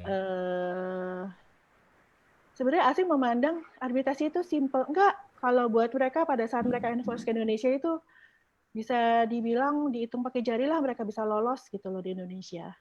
Biasanya tergantung perusahaannya. Misalnya kalau saya bandingin ya, saya belum tahu. Kalau saya dulu kan perusahaan saya itu masih cukup baru di Indonesia dan kontrolnya kan di pusat. Umumnya mereka akan memilih arbitrase. Tapi mungkin kalau yang sekarang nih, si Bisu, dia udah ngerti Indonesia, dia punya corporate lawyer, mungkin dia lebih nekenin pada hukum perdata di sini gitu loh. Karena dia juga punya corporate lawyer dan dari corporate lawyer kan dia bisa menggunakan lawyer sini gitu loh untuk memenangkan perkara umumnya sih. Tapi ya hitung-hitungan lagi berapa value-nya dibandingin dengan bayarnya, vestingnya, hitung-hitungan lagi. Betul Pak. Semua harus, setiap pasal itu harus dihitung risk. Nah, untuk arbitrasi di Singapura juga harus disebutkan ya Pak, karena ada beberapa arbitrasi di Singapura. Ada SIAK itu lokal sih umumnya SIAK sih. Atau kadang mereka menggunakan ICC. Ya kan, jadi harus kalau nggak nanti dispute lagi tuh mau ICC mau SIAK. Kemudian mediatornya juga arbitratornya harus disebut. Berapa arbitrator? 3 dengan 1 kepala arbitrator atau 2. Kalau nggak dispute lagi tuh bakalan lama lagi tuh kita engkel-engkelan mau menggunakan berapa arbitrator. Kemudian di Singapura pakai SIAK atau ICC gitu loh Pak. Kalau di Indonesia kan juga biasanya disebutkan BANI ya, dan BANI juga harus disebutkan berapa arbitratornya. Tapi BANI itu sama asing nggak gitu, orang nggak mau asing, nggak tahu kenapa. Iya sih Pak. Ya gitulah Pak, maksudnya dalam menghadapi asing memang kadang-kadang kita harus siap untuk nego yang panjang gitu. Terus choices of law juga. Choices of law ini agak tricky juga. Saya pernah sebutkan di sini apa kapan ya. Jadi kadang-kadang asing itu kasih agreement ke kita, ini standardize kita gitu. Terus kita bilang kita mau menggunakan hukum Indonesia, tapi pas dibaca isi agreement-nya itu common law, perjanjian yang dibuat atas dasar hukum Amerika atau Inggris atau Australia atau Singapura. Jadi pada saat terjadi dispute atau sengketa, banyak terminologi-terminologi yang nggak bisa di-enforce di pengadilan di Indonesia. Ini yang harus hati-hati gitu loh Pak. Jadi kalau menggunakan choices of law Indonesia, gunakanlah isinya isi sesuai dengan hukum Indonesia, civil law gitu loh. Jadi banyak terminologi yang harus kita hapus. Jadi jangan cepat, oh enggak kita menggunakan hukum Indonesia, oke, tapi dalamnya common law gitu. Misalnya soal punitive damages, soal tort dan sebagainya, itu yang nggak akan dikenal dalam hukum Indonesia. Mbak, ini sorry mau tanya tentang arbitrase. Tadi saya udah nanya di chat sih itu. Kayaknya di Bani ya. Kayak kita lagi ada sesuatu ya katanya di Bani. Saya kurang ngerti deh. Ini katanya divisi legal saya sih. Maksudnya sesuatu di Bani? Ya, gini loh Mbak, orang Indonesia itu begitu, peradi juga pecah 3 lah, apalah gitu. Jadi ya apa ya, harus ini lagi deh, harus ya sebelum tanda tangan perjanjian harus kita pelajari lagi lah gitu loh. Mau menggunakan hukum mana? Kalau aku sih lebih senang pengadilan negeri lah Mbak, langsung. Ya, sejauh ini sih pakai pengadilan negeri sih selalu. Cuman dulu pernah pakai Bani, tapi katanya ada sesuatu apalah. Saya kurang ngerti legal kita yang sajes akhirnya pakai pengadilan negeri. Ya udah oke. Peradi aja pecah 3, belum AAI. Jadi masing-masing punya ini masing-masing lah. Jadi Indonesia lah biasalah kalau udah berhubungan dengan money dan massa itu pasti. Oke. Makasih Mbak. Iya. Lanjut, sampai mana tadi jurisdiksi hukum? Oh iya, jurisdiksi hukum harus sesuai dengan salah satu para pihak. Jangan misalnya satu pihak di Jakarta, satu pihak di Semarang, kita akan menggunakan jurisdiksi hukum di Jawa Barat. Jadi ya agak teliti lah di situ. Kalau nggak nanti agak susah untuk berperkara. Karena nanti harus dikirim panitera di ini lagi gitu. Ya, gitulah. Ada lagi pertanyaan? Ada ya, kita lanjut ya. Nah, dia sampai penutup nih. Penutup ini selain disebutkan agreement ini bisa dibuat dalam berapa set tergantung keinginan masing-masing para pihak, juga ada terbukanya mekanisme adendum atau adendum melalui surat menyurat atau adendum melalui email. Jadi email dan surat menyurat ditreated sebagai satu kesatuan dalam perjanjian. Tapi jangan lupa merefer semua surat email yang kita treated sebagai adendum itu harus merujuk kepada perjanjian pokok, perjanjian nomor berapa, tanggal berapa, dan judulnya apa. Kemudian kalau ada lampiran ini biasanya list ya, list project, list barang, list lokasi, list apapun itu sebaiknya dimasukkan ke dalam agreement dan dilampirkan, disebutkan lampiran 1, lampiran 2. Kalau listnya nambah, kita bikin list lagi, masukin lagi ke agreement, addendum, lampiran dari list barang ini bertambah menjadi segini-segini merujuk kepada agreement. Kalau nggak nanti pada saat terjadi default atau terjadi one prestasi, aset-aset yang di perjanjian itu tidak akan masuk ke dalam dispute tersebut, ke dalam tidak bisa dimasukkan ke dalam sengketa tersebut gitu loh. Jadi hati-hati nih, lampiran ini penting banget. Semakin detail sebenarnya semakin bagus. Cuman masalahnya lagi-lagi legal itu selalu berkelahi dengan sales. Sales tuh maunya cepat. Udah deh, pokoknya kita bisa kehilangan bisnis nih. Tapi begitu dispute balik lagi ke legal gitu kan. Hal-hal seperti itu memang jadi butuh pinter-pinter melobi, negosiasi dengan pihak sales gitu.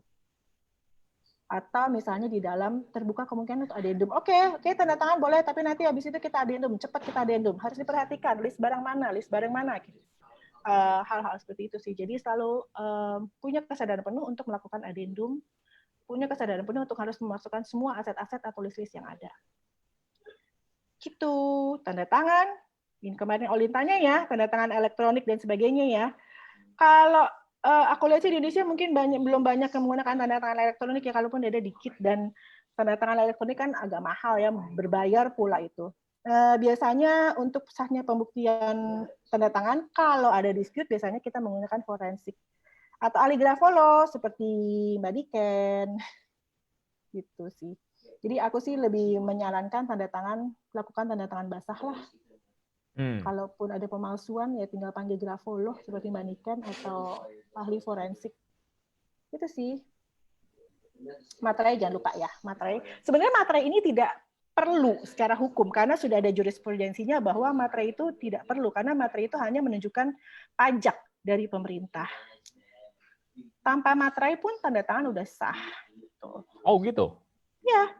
Selama ini kan orang berpikir materai itu harus untuk sahnya. No, itu stempel juga sah juga ya. Kalau materai ya tanpa materai, tanpa stempel sah juga nggak? Sah lah. Yang penting ada tanda tangan para pihak, pihaknya capable untuk menandatangani sudah sah. Jadi materai yang sebelah satu pihak pertama, sebelah lagi pihak kedua itu sebenarnya opsional aja ya? Sebenarnya untuk pajak sih. Oh, oke. Ya, Mbak Dani sekalian mau tanya nih, kalau suatu perusahaan kita lihat ini dia kena one prestasi, kita juga harus nunjukin bukti-bukti yang kuat ya kalau dia one prestasi, betul ya? Iya dong. Makanya gini, pada saat mereka mulai default, kirim surat, kirim email, mempertanyakan. Jangan diam-diam aja, jangan hanya via telepon, jangan hanya via WhatsApp, jangan. Ya, tertulis. Akhirnya. Tertulis semua. Jadi pada saat kita berperkara, kita sudah punya ada historinya gitu ya, jejak rekamnya gitu ya. Ada momnya, ada segala macam ya. Ya, mom. Gitu kok. Siap. Saya sudah, kalau ada yang mau bertanya. Wow. Oke, teman-teman, itu sharing dari Ibu Dani yang luar biasa. Silahkan teman-teman direnungkan dulu kalau ada pertanyaan. Ya, ini keren-keren ya. Ini keren banget ya materi hari ini. Materi hari ini sebenarnya keren banget loh ya. Bagi Anda yang kalau Anda memang pernah ya urusan beginilah ya, legal begini, surat menyurat, akte-aktean atau apa gini ya. Ini penting. Ya, ini penting banget ya. Akte tanah, akte apalah segala macam kan? Oh iya. Tapi itu benar loh yang tadi Bu Dani ngomong itu ya, kalau beli aset segala macam ya, jual beli aset secara pribadi pun itu suami istri tuh harus harus sepengetahuan ya. Nggak bisa sebelah doang ya. Sepanjang tidak ada separate marital agreement ya. Kalau ada separate marital agreement ya oke aja sih. Nah, kalau ada prenuptial agreement seperti itu pun kan harus dilihat juga yang mana bawaannya kan, bawaan sebelah sana sebelah sini atau mulai dari mana gitu kan. Itu detailnya gimana prenuptialnya. Itu kan waris ya, Po. Itu waris nanti. Oh, jadi pada saat waris atau cerai itu kan kalau di prenup kan ada list harta, itu penting juga loh. Jadi di prenup itu harus ada list harta apa aja gitu yang kan. Yang dibawa gitu kan, yang dari aslinya. Karena kalau di luar dari itu, pada saat kita perkawinan, kita akan masuk ke hukum kompilasi perkawinan Indonesia. Jadi harta itu bercampur lagi gitu. Yeah. Apapun yang dihasilkan pada saat perkawinan itu yang harus dibagi. Nah, boleh nyambung nggak nih, Bu? Misalnya ini kan ada ini status terakhir kalau misalnya company pilot ya. Company pilot ada hutang segala macam, itu harta pribadi direksi sama komisarisnya pemegang saham. Kalau PT itu gimana status terakhir? Kalau PT kan perseroan terbatas, ya terbatas di aset PT itu. Iya, terbatas di aset atau dana yang disetor aja kan ya? Iya, kecuali kalau biasanya kalau kita pinjam kredit ke bank ya, atau kita mau ada bisnis apa gitu, kita memberikan personal guarantee. Personal guarantee dari shareholders biasanya, atau personal guarantee dari direksi. Nah, itu bisa akhirnya harta kita ikut ke bawah. Makanya kalau kita memberikan suatu personal guarantee, kita harus di-cap. Atau ada bukan terakhir itu ada ini, ada kesalahan misalnya sebagai direksi aku salah ngapain gitu, aku salah eksekusi, kelalaian apa segala macam gitu. Itu kan bukan termasuk pilot, itu misalnya sepanjang direksi bisa dibuktikan kelalaian dan masuk dalam pidana ya harus dibuktikan dulu gitu. Jadi loh. harus itu masuknya ke ranah pidana dulu ya. Masuknya harus ke ranah pidana. Pidana atau perdata, tapi kan itu harus dibuktikan dulu. Nanti masuknya kemana gitu loh? Masuk ke penggelapan kah? Masuk ke penipuan kah? Masuk ya itu pidana semua sih artinya. Ya oke, sip. Tapi penggelapan juga ada yang perdata sih kok. Jadi ya semua harus dibuktikan dulu lah. Nanti nih kepailitan kayaknya bisa buat topik kedua nih buat boleh nih. Kepailitan kalau mau. Indonesia kan Ada beda. 2 kepailitan. Indonesia beda. Kan beda ya, Bu ya, hukum bisnisnya. Ya, itu bisa jadi lahan bisnis ya, Bu ya. Aduh, itu kepailitan itu. Yang jago si Tandra sama si Lukas itu. Jadi itu kami udah kayak mafia, Pak, ya kan? Benar. Kita jadi kurator aja, Bu. Saya jadi kurator ya, Bu. Pak, kita kalau kurator yang jujur-jujur aja nggak akan dapat kue dari mereka. Nggak jadi, Bu. Soalnya nggak masuk surga. Itu ada mafianya sendiri tuh. Surga dan neraka itu kan cuma ilusi, Bro Santo. Ini direkamnya. Oke, nanti. Surga dan neraka kan cuma ilusi, Bro Santo. Bahasan hukum nggak ada habisnya. Oh kan ya seru banget sebenarnya. Memang seru banget. Lanjutnya gitu. Keren. Kalau yang udah pernah surat menyurat begini ini pasti jadi seru karena ada pengalaman sendiri juga kan pasti. Kalau kerjaan saya memang saya di divisi IT finance, tapi urusan saya lebih banyak memang fokusnya lebih ke teknologi informasi. Gitu. Jadi yang tadi Mbak Dani sampaikan ya itu ya memang bagian dari kerjaan saya. Jadi Ira minggu depan sharing itu dong. Itu mah udah jagonya Mbak Dani lah. Nah kalau saya kepentok ya akhirnya saya nanya ke divisi legal gitu. Oke. Sip. Iya boleh itu nanti. Online dulu kali ya, karena zaman sekarang kayaknya lagi perlu online ya. Mungkin jual beli online atau apa online, nggak tahu deh. Atau kita campur juga dengan pilot, boleh deh, apa aja. Jual beli online tuh gini ya kok. Jual beli online yang di marketplace itu kan nilainya kecil banget ya. Sorry deh. Nggak mungkin ini kan, ya.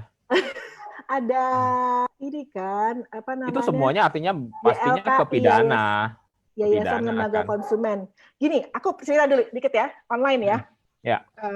Punya pengalaman. Jadi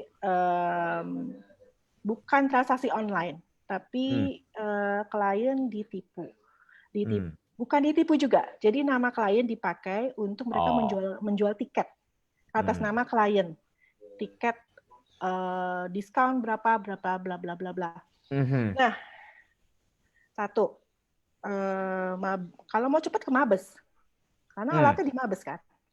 Tapi Mabes hanya mau dengan yang kerugian minimal 250 miliar. Mabes ditanya dulu, mau kerugian berapa? Aduh, kalau segitu mah ke Polda aja deh kita. Ke Polda juga ditanya dulu, kerugiannya berapa? Ya kalau segitu mah ke Polres aja gitu kan. Sebenarnya kita tahu peralatan cybercrime itu paling canggih ya di Mabes gitu loh. Jadi dan di situ dalam 1 tahun itu ada pengaduan 30.000 pengaduan di Polda ya, di Polda aja. Bayangkan polisinya cuma berapa? Ya kan? Segala macam orang ketipu handphone, apa segala macam gitu. Bahkan polisinya itu sampai bilang gini, saya tuh di sini bukannya make money atau kaya ya, tapi saya malah jadi orang-orang miskin yang datang ke saya. Aduh, saya ditipu handphone berapa? 500.000. Ya udah saya gantiin aja lah deh Bu, 500.000-nya. Daripada nanti saya ditelepon terus gitu kan. Laporan kan harus diterima oleh mereka. Ya, kan? betul. Jadi Sampai gitu ya. Oke. ya ketidaksiapan dan masalah staff ini memang jadi kendala ya, sumber daya manusia, sumber daya kepolisian ini memang jadi masalah banget deh gitu loh. Siapa sih sekarang yang mau jadi polisi? Bisa Tapi ini dijawab. juga nggak boleh jadi ini juga ya, jadi prekursor, jadi kecenderungan nanti yang nipu-nipu kecil-kecil makin marak nih kalau dia tahu yang begini-begini nggak bisa agak susah ke trace ya. Iya, Bukan betul agak sih. susah sih, tapi agak ya gara-gara keterbatasan kan artinya ya gitu loh. Iya. Bahaya. Ya makanya dan lagi ini sebenarnya open ya. Jadi gini, mereka ini kayak ada mafia sih aku. Jadi ada satu di Indonesia itu pusatnya cuma 2. Ada 2 daerah, saya tahu banget. Jadi Cita juga polisi. 1 di daerah Sumatera. Itu jauh dari kota, off limit lah. Ya itu aku tahu. Ya tahu kan. Satu lagi di Sulawesi. Itu satu kampung isinya semua rumah isinya server. Iya. Gitu kan. Nah, kalau polisi datang ke situ kan ibaratnya nyerbu satu kampung kok. Mesti pakai batalion berapa? Dan mereka akan dengan gampang memindahkan server-server itu, beli server baru ke daerah lain. Jadi dan ini nggak hanya perkara di Indonesia, tapi di dunia juga gitu, di Eropa gitu kan, di Eropa dan di daerah Yugoslavia itu satu kampung kalau dibuka isinya rumahnya server semua itu. Iya, cybercrime ini memang sesuatu yang ya itu sudah terorganize soalnya. Iya. Ya udah. Oke lah, ya itu pasti cuman bisanya ini edukasi masyarakat supaya menghindari hal-hal seperti itu. Itu doang sih, counteringnya cuman itu sih. Kita juga repot sih kemarin, jadi kita edukasi masyarakat dengan kalau mau beli tiket kita ya harus cross check ke nomor ini, udah kita dengungkan itu terus menerus gitu, tapi tetap aja mereka lakukan itu. Oke, siap. Oke, teman-teman. Ada yang ingin bertanya? 1-2 pertanyaan lagi. Butin, hai. Tidur dia kok. Izin dulu ya, mau biasa. Oke, meeting Pak lagi. Terima sukses ya, Bu. Mantap. Bukan mantap nih pegawai. Mantap nih si bos kita. Hai Butin. Ya, aku mau nanya dong sama Bu Dani. Iya, Bu. Kalau merek apa kayak gitu mesti didaftarkan ya, daftar merek. Haki artinya. Haki ya. Iya. Itu hak atas kekayaan intelektual. Sebetulnya saya lagi mikirin itu merek jualan saya apa perlu nggak sih ya kayak begitu? Perlu dong Butin, tapi kalau udah makin besar sih perlu lah. Kalau Butin nggak daftarin minggu ini, minggu depan aku yang daftarin loh, mereknya Butin tapi. Bu, kalau jadi Butin bayar royalti sama aku. Kalau sebagai warga negara bisa daftarin sendiri loh, Bu. Oh gitu? Daftarin aja sendiri. Kantornya di Kuningan kok, nggak jauh. Oh. Tadinya kan di Tangerang. Oh gitu itu Haki itu ya? Iya online aja baik ya online. Oh. Jadi fotonya santai-santai aja kan belum yang online bisa kok. Iya online, makanya online daftarin dulu. Kalau mesti nyerahin dokumen ya tinggal ke Kuningan. Kalau dulu kan di Tangerang tuh Bu jauh kan. Kalau sekarang Kuningan datang ke situ. Oh nanti aku tanya-tanya Bu Dani ya. Aku mau daftarin itu. Boleh. Kuningan ya. Iya di Kuningan. Itu sebentar. Kalau yang didaftarkan itu pertama merek, kata-kata mereknya atau logonya doang atau dua-dua. Apanya? Dua-dua. Oke. Nah, karena ada yang misalnya apa ya? Ada satu merek misalnya ABCD misalnya ABCD ya. ABCD ini kan kalau untuk sebuah merek dengan industri tertentu misalnya sepatu kayak atau minuman atau apa gitu kan. Nah, tapi ada juga ABCD untuk yang lain gitu kan. Nah, dengan desain yang beda gitu kan gitu loh. Nah, itu berantemnya gimana kalau kayak gitu nanti? Iya, melalui apa namanya, Dirjen Haki juga di situ nanti ada mediasinya dan sebagainya. Mereka yang putusin gitu ya. Mhm. Nah, lalu kedua, kalau ada merek luar negeri misalnya ya, misalnya ABCD itu ada di luar negeri, tapi dia itu memang Belum mendaftarkan di sini. Iya, belum di sini. Kita yang daftarin duluan dengan memang kita duluan berapa tahun lah buat produksi dengan merek itu gitu loh. Nah, tiba-tiba merek yang luar itu masuk, memang dia lebih lama kalau secara global ya, secara internasional dia lebih lama. Itu gimana? Ya, siap-siap aja mereka akan suki kita. So? Dan siap-siap aja mereka akan menang gitu, karena kan tergantung lihat ininya kan, marketnya kan. Dan biasanya nggak mungkin kita menang, biasanya nggak mungkin ya. Oh gitu? Cardin kemarin apa kejadiannya ya? Ya, Pierre Cardin. Itu kalau artinya kalau dan sorry kok dipotong lagi. Secara undang-undang mereka sudah dilindungi juga. Jadi merek yang sudah well known dipakai oleh masyarakat baik lokal maupun global, itu pasti mereka mempunyai kedudukan atau posisi yang lebih kuat gitu. Di dalam undang-undangnya disebutkan sih. Jadi ya kalau kita mau memakai atau mau mendefine suatu merek, Dirjen Haki itu kan ada online. Nama-nama apa yang sudah pernah dipakai atau belum. Nah, search dulu Butin di online-nya Dirjen Haki itu. Tapi kan Dirjen Hakinya nggak mungkin punya database internasional dong. Iya, tapi kan kita juga bisa tahu lah maksudnya yang well known apa sih gitu loh. Oh, jangan well known banget. Ini sebenarnya bukan well known misalnya, cuman memang dia di negara aslinya dia, misalnya di Meksiko kayak atau apa kayak, itu memang sudah 10 tahun. Aku punya baru 5 tahun. Bisa secara googling aja lah kok. Nama itu ya kan? Very simple sih gitu. Tapi kalau di Indonesia ya ada di Dirjen Haki itu ada database, kita bisa Google, bisa search di situ lah gitu. Oke, lalu kedua. Nah, ini kedua. Kalau soal merek nih bisa ngejelimet juga soalnya.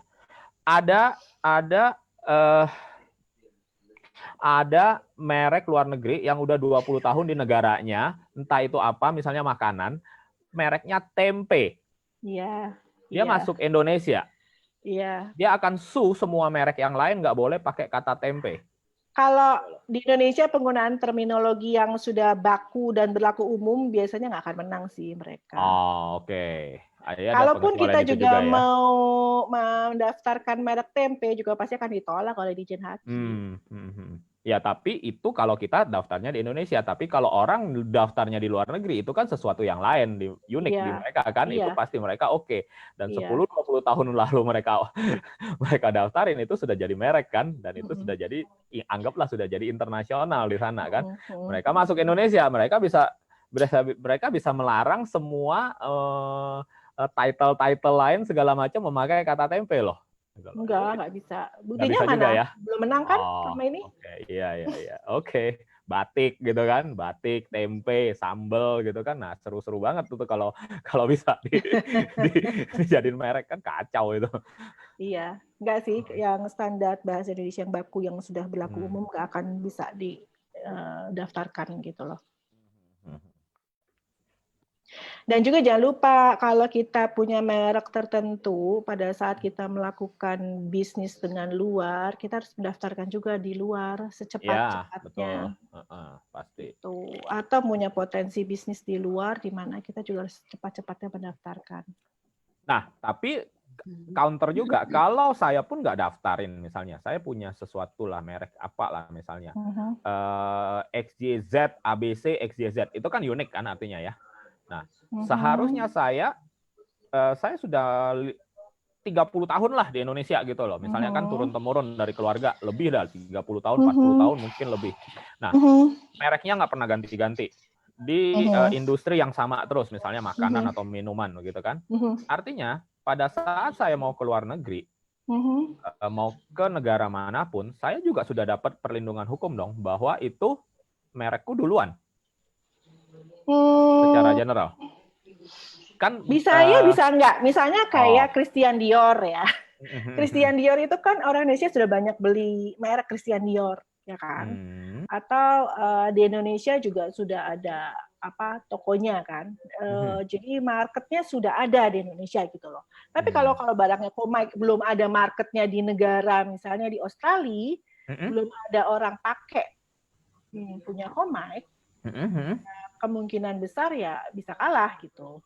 Oke, kemungkinan besar bisa kalah. Artinya sama juga dong. Misalnya aku memakai sebuah merek yang ada di Meksiko, tapi dia belum ada di Indonesia gitu loh maksudnya ya. Ya bisa. Nanti ya itu tergantung nanti misalnya. Pada saat dia masuk, aku bisa menang dong artinya. Tergantung tadi dispute-nya gimana. Nah iya makanya kan ini kan cuma maksudku kan ini tadi posisi cuma dibalik kan gitu kan. Iya, iya. Jadi ini kan masih ya semua tergantung lah nanti. Nah itu kan. Ya ini serunya gitu kan maksudnya. Iya. Kalau aku bisa menang seperti itu, maka aku sebagai dia juga aku bisa menang di sini kan gitu loh. Iya. Tapi biasanya mereka akan minta data. Aja dong. Mereka akan minta data. Berapa sih bisnisnya? Kapitalisasi. Value market value-nya. Bukan data yang sudah beredar di negara tersebut gitu loh. Misalnya kan Christian Dior, sudah. Ya misalnya belum ada. Misalnya belum ada. Kalau belum ada ya itu akan dispute lagi itu nanti akan. Kalau akan dispute sama dong artinya. Yang aku pakai merek Meksiko itu, Meksikonya nuntut aku, dia belum ada barangnya di Indonesia, ya pasti kalau dia belum dispute ada, dong. ya bisa dispute. Oke, gitu ya kira-kira. Ya, tapi kalau misalnya kayak Dior, Louis Vuitton, jangan dong. Kalau itu kan sudah well known. Itu kan well known. Tapi banyak Indonesia pakai itu kemarin kan. Iya? Oke. Aku baru tahu malah. Kayak itu iPhone ya? Hah? Iya, iPhone. iPhone kan paten sama Bill Gates. Terus, ya? Nggak boleh. Paten beda loh, trademark dan merek. Iya, tapi akhirnya iPhone-nya tuh dibatalkan karena produknya nggak ada. Nah, itu ada T, ada tulisan apa ya?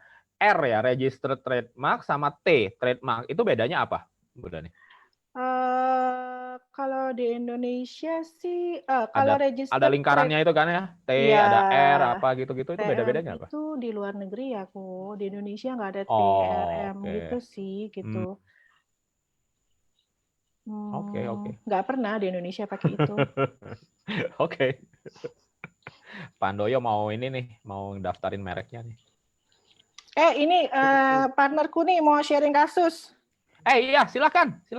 Kakak Diana, silakan. Oke, aku cuma mau sharing aja. Kadang merek ada orang yang iseng, mereka mendaftarkan pada mereka nggak punya hak sama sekali. Kita pernah punya klien yang dia retail di Indonesia, tapi dan dia buka satu toko, satu brand. Ternyata brand itu udah ada pihak lain yang mendaftarkan di Indonesia. Tapi dari Singapura. Padahal pemilik brand itu sendiri dari Amerika Serikat. Amerika Serikatnya nggak bisa ngapa-ngapain. Tapi yang Singapura minta setiap tahun ada fee yang dibayar ke Singapura sekian puluh ribu Singapura dolar. Ya, karena brand ini sedemikian terkenalnya dan orang banyak yang suka, mau nggak mau si retail yang di Indonesia ini ya tiap tahun dia bayar. Jadi memang tricky kalau kita bicara soal merek ini ya, karena bisa aja orang yang nggak tahu, yang nggak punya kepentingan, cuman karena dia udah pernah pergi mungkin jalan-jalan ke luar negeri, lihat, tokonya ini bagus ya, iseng-iseng pulang daftarin deh gitu. Kemungkinan itu ada. Yang punya merek benerannya yang di Amerika itu bener-bener nggak punya power gitu ya untuk membatalkan. Karena dia juga nggak pernah aware bahwa mereknya ini akan sedemikian jauhnya sampai nyampenya ke Indonesia. Jadi Kak Diana nih dia background-nya banyak di IPR juga. Kalau mau ada satu sesi IPR silakan dengan Kak Diana. Dia dulu pegang retail, MAP dan sebagainya. Wah, jadi mantap. Pengalamannya mumpuni lah. Sama satu lagi media. Kak Diana ini jagoannya media. Karena dia sekarang apa namanya, dia sekarang tenaga ahli di TVRI. Jadi soal media law sama IPR nya mumpuni banget nih Kak Diana. Mantap, mantap, mantap. Nyarinya yang seneng-seneng aja. Kita nih lawyer ini ya Kak, ke Bali, happy day. Iya, sampai orang Bali. Oh ngapain? Oh my God. Siap. Kita atur. Lawyer. Oke. Tapi jadi sebentar. Itu memang benar-benar law-nya seperti itu ya? Ya, memang karena ada pada zaman itu memang ada prinsip siapa yang duluan daftarin dia bisa daftar. Sekarang ini Dirjen Haki itu sudah lebih apa namanya? Lebih hati-hati. Kalau karena jatuhnya G2G akhirnya kok kemarin itu. Wow, sampai G2G. Ya, di Indonesia dianggap negara yang nyaman buat piracy gitu loh. Gak mau juga kan Indonesia. Kita juga pernah ada satu dulu klien yang dia di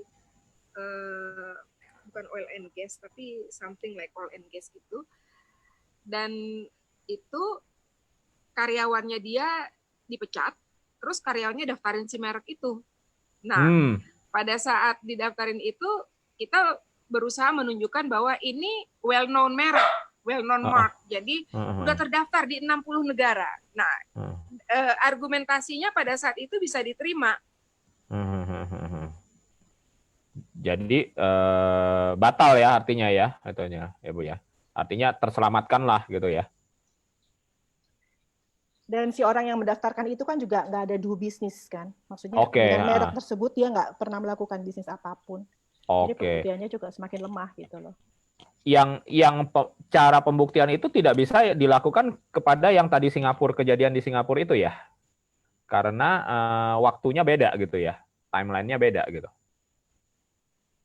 Karena yang si Singapurnya itu merek itu belum masuk di Singapura aja 10 tahun sebelumnya dia udah daftarin, dan daftar hanya iseng-iseng aja, iseng-iseng berhadiah jadinya.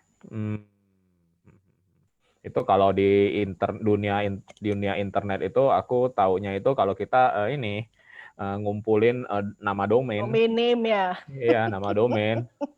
Itu nama domain yang ini segala macam aku kumpulin gitu kan. Nah, .com terutama .com-nya tuh itu. Iya, besok-besok aku jualan. Si Joseph tuh Kak kerjaannya kan. Iya. Dulu sih aku pernah gitu soalnya.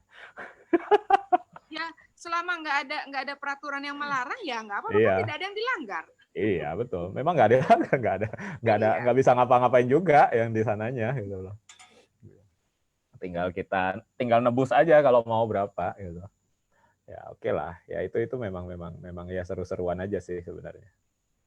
Oke teman-teman, ada lagi mungkin satu pertanyaan terakhir sebelum kita tutup. Udah mau jam 5.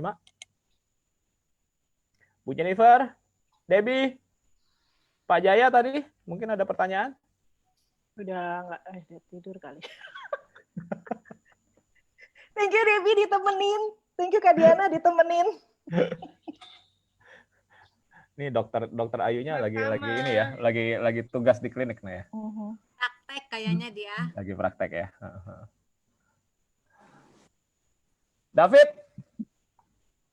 David mau daftarin ini kali ya, paten kali ya.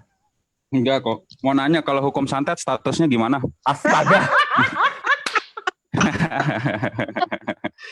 Gimana Bu status santet? Ada loh di KUH pidana tentang santet loh. Oh, masuknya pidana ya? Okay. Maksudnya gimana? Gimana? Pidananya hukum santet kalau bisa dibuktikan bahwa bisa dibuktikan kalau ada seseorang menyantet orang lain. Ya tapi kan pembuktiannya susah. Ya gimana caranya? Gimana caranya? Tapi yang penting undang-undangnya sudah ada gitu loh. Oke, aduh. Undang-undangnya sudah ada, tapi cara membuktikannya gimana? Oh, kalau kayak gitu fit. David. Lo bakal kaya nih, Fit. Lu buat alat. Gimana? Lu buat alat untuk membuktikan santet itu ada. Bahwa seseorang disantet oleh siapa. Lu buat alat itu. Pendulum juga bisa itu. Tuh, udah jadi deh. Pusing gue. Pendulum pembuktiannya kan kurang jelas, Pak Sony. Pendulum Elrod bisa. Pendulumnya itu dikasih layar screen LCD screen LED. Nanti kalau digantung-gantung dioleng-oleng kayak gitu ya. Nanti dalam berapa menit itu bisa keluar nama orangnya di pendulumnya. Nah, itu bukti. Kacau. Oh, jadi sekarang udah masuk, udah sah lagi Bu, udah terdaftar lagi sebagai ini apa pelanggaran pidana gitu ya, santet kalau ketahuan gitu, kalau terbukti. Iya, sorry saya terima telepon. Iya, pokoknya selama bisa dibuktikan lah gitu. Masalahnya kan hukum Indonesia itu kan menganut pembuktian. Pertanyaanku, sudah pernah ada nggak yang dieksekusi itu? Nggak tahu, belum ada kali. Aku kan aku Ya sebenarnya herat ntar eksekusinya. Iya, itu mah. Itu artinya cuma nyenengin aja supaya masuk-masuk begitu mah. Yang lebih ke litigasi Kakak Diana. Aku tidak terlalu litigator, aku hanya mengurusi misalnya retainer klienku, berurusan dengan litigasi aku urusin gitu. Tapi aduh, kalau urusan litigasi, urusan dengan polisi dan hakim-hakim itu males banget ya. Energinya, Oke, siap, vibrasinya, pengen apa ya, kayaknya aduh baru di situ sebentar aja udah mental gitu loh. Oke, siap. Oke, sip. Teman-teman yang lain? Oke ya, keren banget ya sharing hari ini ya. Ini salah satu kalau aku bilang salah satu sharing kita di antara 3 bulanan ini salah satu yang paling bermanfaat ya ini sebenarnya ya. Karena nextnya nih pasti. Aku iya selalu dong. curiga deh kalau si Koko puji-puji. Mana nggak ada manikan nih di sini, Mbak Ira? Tolong. Pancingan buat next session itu. Ember. Ini harus ini sesi mingguan udah. Itu udah pasti. Dan memang kecurigaan aku ada udang di balik ember. Ini memang kecurigaan aku menjadi kenyataan ya. Ini memang beberapa sudah terbukti berapa kali. Ini Clara ini selalu nongol pada saat sesi mau berakhir. Masih di dalam, Koko ini di dalam mobil, saya masih nyetir. Oh ya. Maafkan Mbak Dani. Jadi memang kalau dia masuk itu tandanya sesi ini harus ditutup. Harus diperpanjang. Kayaknya. Aduh. Nah, berarti kurang panjang berarti acaranya. Iya, nanti malam ya. Kita sambung nanti malam di Mystery School ya. Yang kemarin sudah. Nanti malam ada kok. Oh, nggak mau? Kalau nggak mau, nanti malam apa? Nggak tahu. Bukan. Nanti malam apa? Ya, nanti malam apa ya? Nanti lah lihat waktu saat join dong. Itu Mystery School atau apa ntar malam? Ya nanti malam Mystery School lah. Oh, Mystery School. Oke, kok. Besok siangnya baru astrologi oleh Clara. Makanya gue mesti ngeberesin, nambahin gue punya presentasi. Jadi gue terbebas ya, gue terbebas astrologi ya. Senang dia. Cari bahan lagi kok. Kan udah ada Clara, Niken. Ini satu-satu kan nih harus. Masing-masing kan kudu presentasi. David minggu pagi jadi kan? David. Wah, pura-pura dia. Jadi berdua doang kan tapi ya? Berdua doang. Yang lain boleh dong ikutin, Bro. Enggak dong. Pagi ada apa? Jangan. Berdua dulu sama Komik ntar kalau Komik bilang oke baru lah. Bilang oke baru lah. Maksudnya ada sesi keduanya gitu? Ya nggak tahu. Minggu pagi ada apa nih? Tergantung. Nggak ada apa-apa. Dia mau presentasi. Presentasi apa? Astro? Iya. Asik. Nanti di-share ya kok itu alamatnya sama jamnya. Aku pasti hadir untuk bertanya. Nggak ada. Kok permintaannya cuma berdua doang loh kok. Iya. Ya, thank you Komai. Parah ya. Oke. Siap. Oke ya, thank you sekali lagi untuk Ibu Dani. Ibu Diana yang luar biasa sharing-sharingnya tentang legal. Kita Makasih, Bu Dani. tunggu Bye. sesi-sesi berikutnya ya. Ini Thank luar you, biasa thank banget you. ya. Thank you semua. Thank you. Sorry tadi Ini telat. Thank you, Bu dan membawa pencerahan sekali ya. Sampai ini nanti ya. malam. Bye. Thank you teman-teman ya atas kebersamaannya hari ini semua. Aduh, saya masih di jalan. Ya Allah, Mbak Niken. Lihat banget ya. Gue kan mau ngintip Mbak Dani hari ini cakep banget. Aduh. Aduh. Udah kebalik. Makanya ini semua harus giliran semua. Ini semua harus giliran tampil biar cantik semua, cakep semua, dandan semua. Oke. Debbie kapan ini kita ngerekam? Aku Sore. tidak bisa mendengar suara komik. Kak Debbie ditutup wifi tiba-tiba langsung drop. Kok cari yang cowok yang ganteng gitu dong, kok. Nah, itu Albert. Pokoknya minggu depan dong jadiin sesi kita, temen gue yang orang Jerman. Kita tanya-tanya. Lumayan penyegaran. Praktisi NLP. Lagi mau mamerin mantan. Lagi mau mamerin mantannya dari Jerman. Bukan mantan sembarangan. Itu single. Ih, kalau dia mau. Itu siapa namanya Pak Handoyo? Siapa namanya itu? Apa? Siapa namanya? Kora. Temen gua. Halo Kora. Mana? Jangan kelihatan komik nanti di sate. Ini lucu banget. Halo Kora. Ini lucu banget. Lucunya. Jangan gitu, ada komik. Nanti komik ala lucu loh. Jangan. Maksud loh. Halo Flat. Oke, udah, bubar. Murid kurang ajar nih pada. Nanti malam ya, 7.45. 7.45 kita bertemu di Mystery School. Mystery School-nya apa dulu kok? Jam berapa kok? Jam 7.45 ya? Ya, nanti lihat dulu ya, nanti lihat dulu. Pokoknya selalu akan ada wajah Koko lah, Mbak Dani, tenang aja. Betul. Gematria kan kok? Sampai Gematria kan kok? Gematria. Numerologi Gematria kan kemarin waktu awal-awal mau jelasin numerologi ya, kan nanti kita lihat. Nyebutin. Iya. David kapan tuh itu? Gematria itu kita nggak gampang karena apa? Semuanya harus diterjemahkan ke dalam Hebrew letter dulu semua. Nah, itu keren kok. Gematria nggak akan bisa dijadiin dengan Latin letters, mana bisa? Gimana caranya? Dan kata per kata kan harus diterjemahkan ke dalam Hebrew. Sebenarnya gematria itu baru bisa diterapkan untuk teks-teks yang bahasa aslinya dari sana, itu loh. Misalnya apa? Misalnya buku-buku bahasa Indonesia gitu diterjemahkan ke Hebrew, ya malah kacau, nggak ada ininya, nggak ada kepentingannya malah.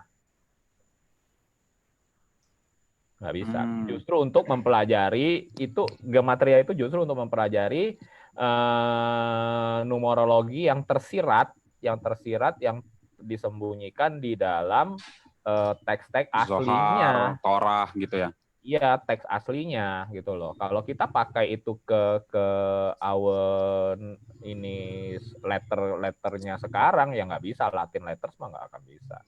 Nggak nyambung semua, artinya karena memang Latin letters kita bukan dirancang dengan cara numerologi mereka kan gitu loh.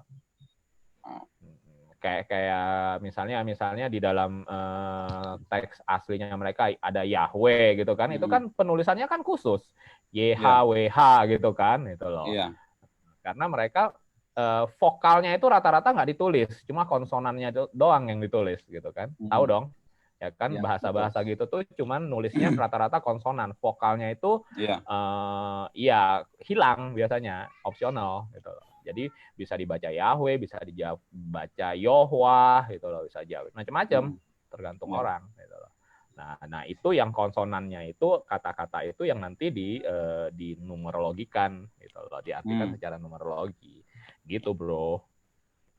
Punya bobot nilai masing-masing gitu ya. Iya, nanti jadinya artinya kalau huruf angka Latin nggak, angka Latin kan kalau nggak salah nggak ada ya kok. Ada, tapi caranya lain itu hanya untuk ngitung sebenarnya. Pengganti benar-benar angka kan seperti angka Romawi kan bilangan. Oh, jadi benar-benar cuma 1 sampai 26 gitu kok. Misalnya A sampai Z itu. Enggak, 1 sampai 22.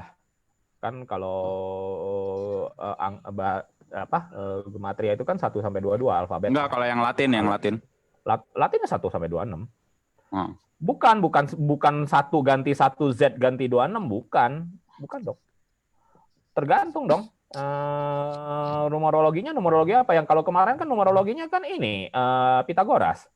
Iya. Kalau Kaldean atau apa lain lagi dong.